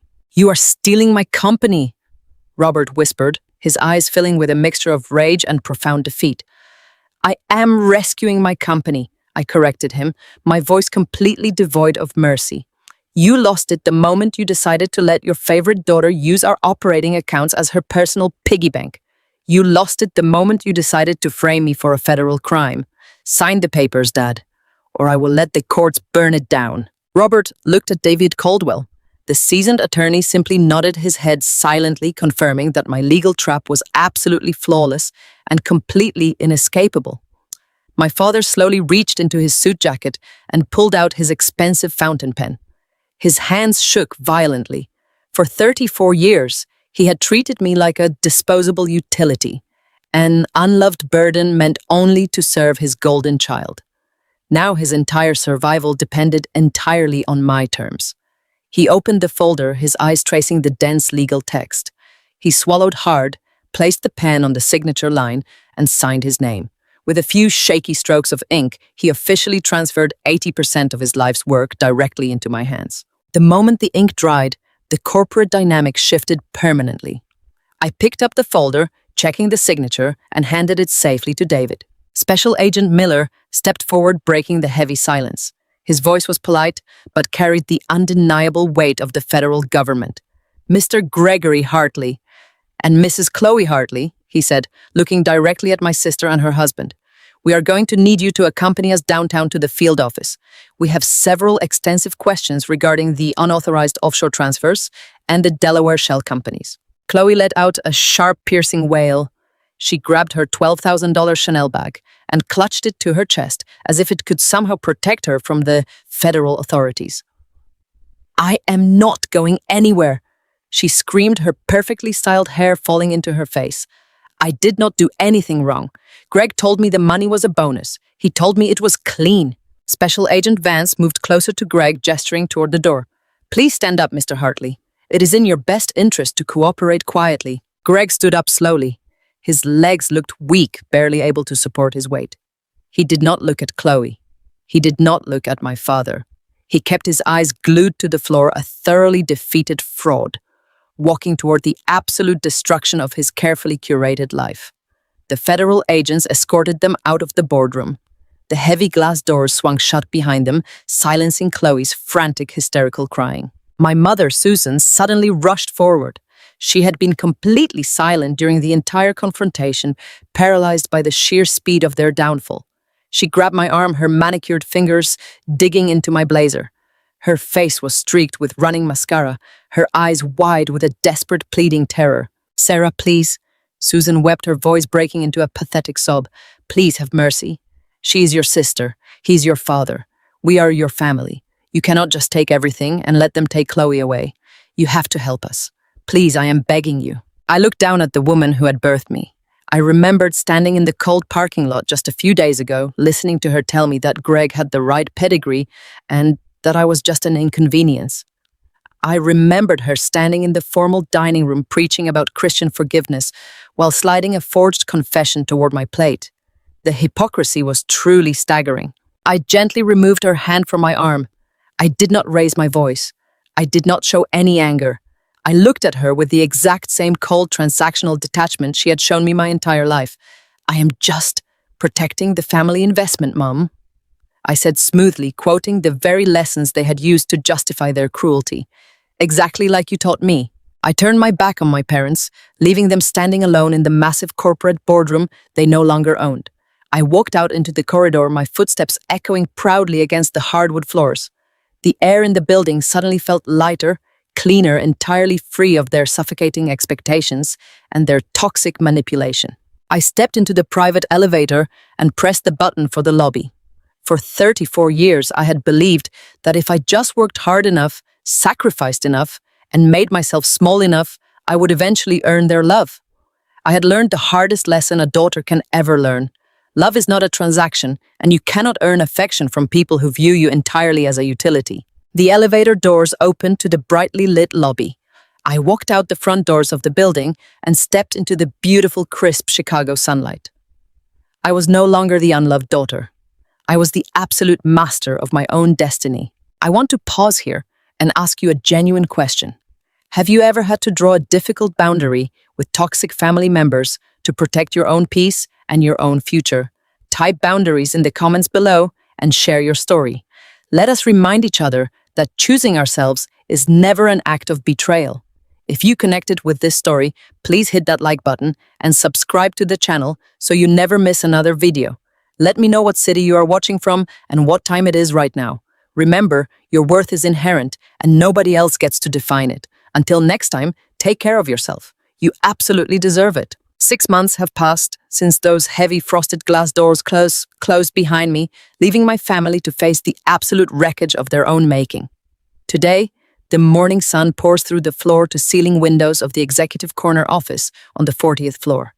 The heavy, imposing mahogany desk that my father used to hide behind is gone. I had it removed the very first week. In its place sits a clean, modern glass table that reflects the open, transparent nature of the empire I now completely own. The air in this room used to be suffocating thick with unspoken threats and toxic expectations.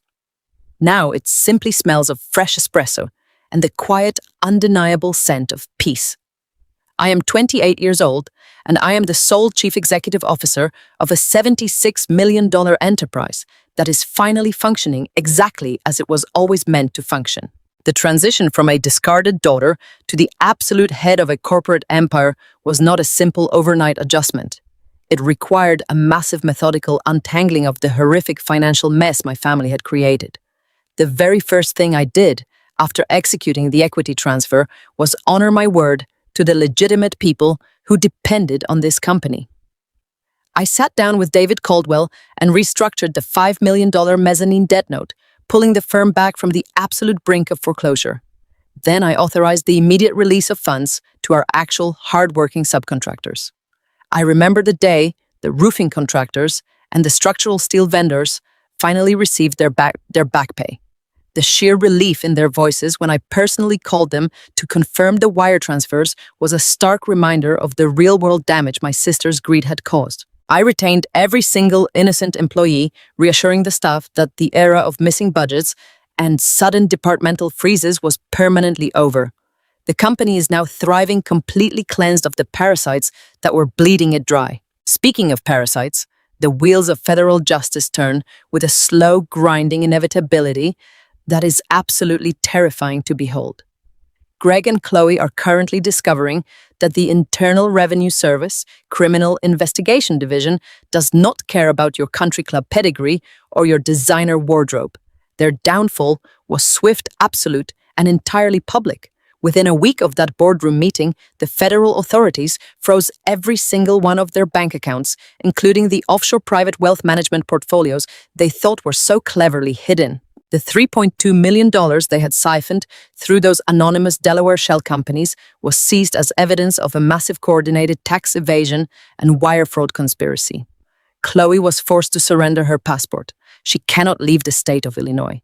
The $12,000 Chanel bag she proudly flaunted at that suffocating Sunday dinner was confiscated along with her luxury vehicles and her imported jewelry, all categorized as assets purchased with stolen corporate funds.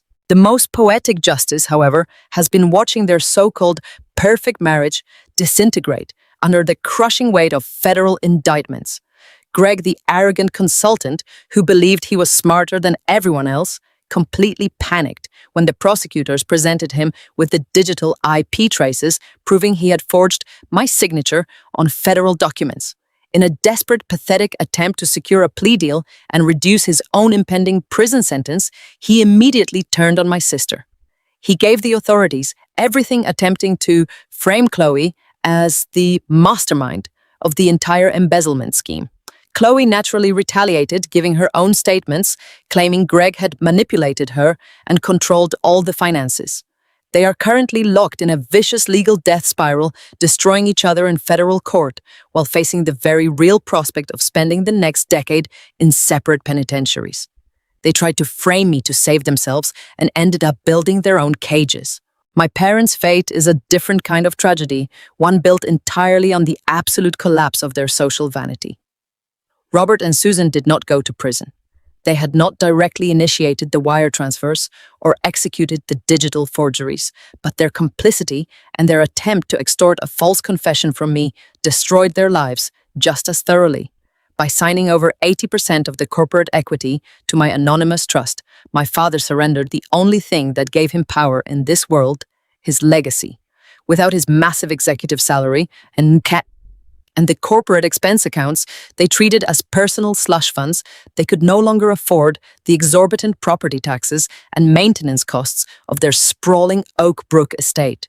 2 months ago, the massive iron gates of my childhood home were locked for the final time. The estate was quietly liquidated to cover their mounting personal debts and the astronomical legal fees they incurred trying to desperately defend Greg and Chloe. My parents were forced to downsize to a modest 2-bedroom condominium on the outskirts of the city. For a woman like my mother, who measured her entire self-worth by the zip code she lived in and the elite social circles she commanded the fall from grace, was an absolute annihilation. The country club quietly asked them to resign their membership, citing the negative publicity surrounding the federal investigation into their family. The wealthy friends who used to drink their expensive wine and attend their lavish galas suddenly stopped returning their phone calls. The high society world they had worshipped completely excommunicated them the moment the money dried up. They are now completely isolated, living in a cramped space entirely surrounded by the suffocating silence of their own catastrophic choices. They threw away a daughter who would have moved mountains for them just to protect a golden child who ultimately destroyed them. I hear updates about them occasionally through the very few mutual acquaintances who still speak to me. I am told my father spends his days sitting on a small balcony, staring out at traffic, a broken man who handed over his kingdom to thieves. I am told my mother still tries to keep up appearances, wearing her old designer coats to the local grocery store, desperately holding on to the ghost of a life that no longer exists. They have tried to contact me exactly twice. 2 voicemails filled with weeping apologies and desperate pleas for financial assistance. They begged me to remember that we are family, to show mercy, to give them back just a small piece of the company they threw me out of. I deleted the voicemails without listening to the end. I did not feel a single ounce of guilt. I felt nothing but a profound, deeply rooted peace. Sitting in this quiet, sunlit office, I have spent a lot of time reflecting on the psychological warfare that defined my first 34 years on this earth. When you are raised in an environment that heavily favors one child, while actively exploiting the other, your entire perception of love becomes severely warped. I was the designated scapegoat, the reliable workhorse expected to silently carry the heavy burdens while receiving absolutely none of the rewards. For 34 years, I genuinely believed that enduring their constant disrespect, their blatant favoritism, and their emotional manipulation was simply the rent I had to pay to be a part of this family. I believed that if I just worked a little harder, if I generated a little more wealth, if I saved them from just one more disaster, they would eventually look at me and decide I was worthy of their love. I thought my value was something I had to continuously purchase with my own suffering. I was completely wrong. Love is not a transaction. Affection is not a commodity you buy with your own misery. The moment my mother handed me that forged confession at the dining room table, demanding I go to federal prison to protect her favorite child, the illusion shattered permanently. It was the most painful realization of my life, but it was also the key to my absolute liberation. I learned that setting boundaries is not an act of revenge. It is an act of fundamental survival. When you remove toxic people from your life, you are not punishing them, you are simply protecting your own peace. Society places a massive, heavy expectation on the concept of family, insisting that blood ties demand infinite forgiveness and endless second chances. But blood does not excuse abuse. DNA does not give anyone the right to use you as a human shield for their own crimes. I have forgiven my parents and my sister, but I have forgiven them entirely for my own sake. Holding on to bitter, suffocating anger is like drinking poison and expecting the other person to die. I released the anger so it would no longer control my daily life. I let go of the resentment so I could finally breathe clean air. But forgiveness does not require reconciliation. You can completely forgive someone while simultaneously ensuring they never have the opportunity to sit at your table ever again. Justice was not about seeing them suffer. It was about ensuring they could never use me, exploit me, or humiliate me again. I look at the beautiful, thriving company I now lead. I look at the dedicated employees who respect me, not because of my last name, but because of my actions. I look at the life I have built from the ashes of their betrayal. I did not just survive their attempt to destroy me, I completely rewrote the rules of the game, and I won. I am no longer the shadow in the background. I am the architect of my own incredibly bright future. If you have ever been the designated scapegoat in your family, if you have ever poured your entire soul into building something beautiful, only to have it casually claimed by people who constantly mocked you, I want you to hear this loud and clear. Your worth is absolutely not defined by their blindness. Their inability to see your value is their tragic limitation, not your flaw. You do not owe your loyalty to people who view you as an expendable utility.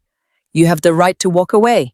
You have the right to build your own empire, and you have the absolute right to lock the doors behind you.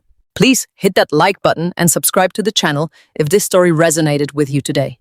Your support helps bring these stories of survival and justice to others who might desperately need to hear them. Let me know in the comments, where are you watching from and what time is it there? Right now, I read every single one of your messages.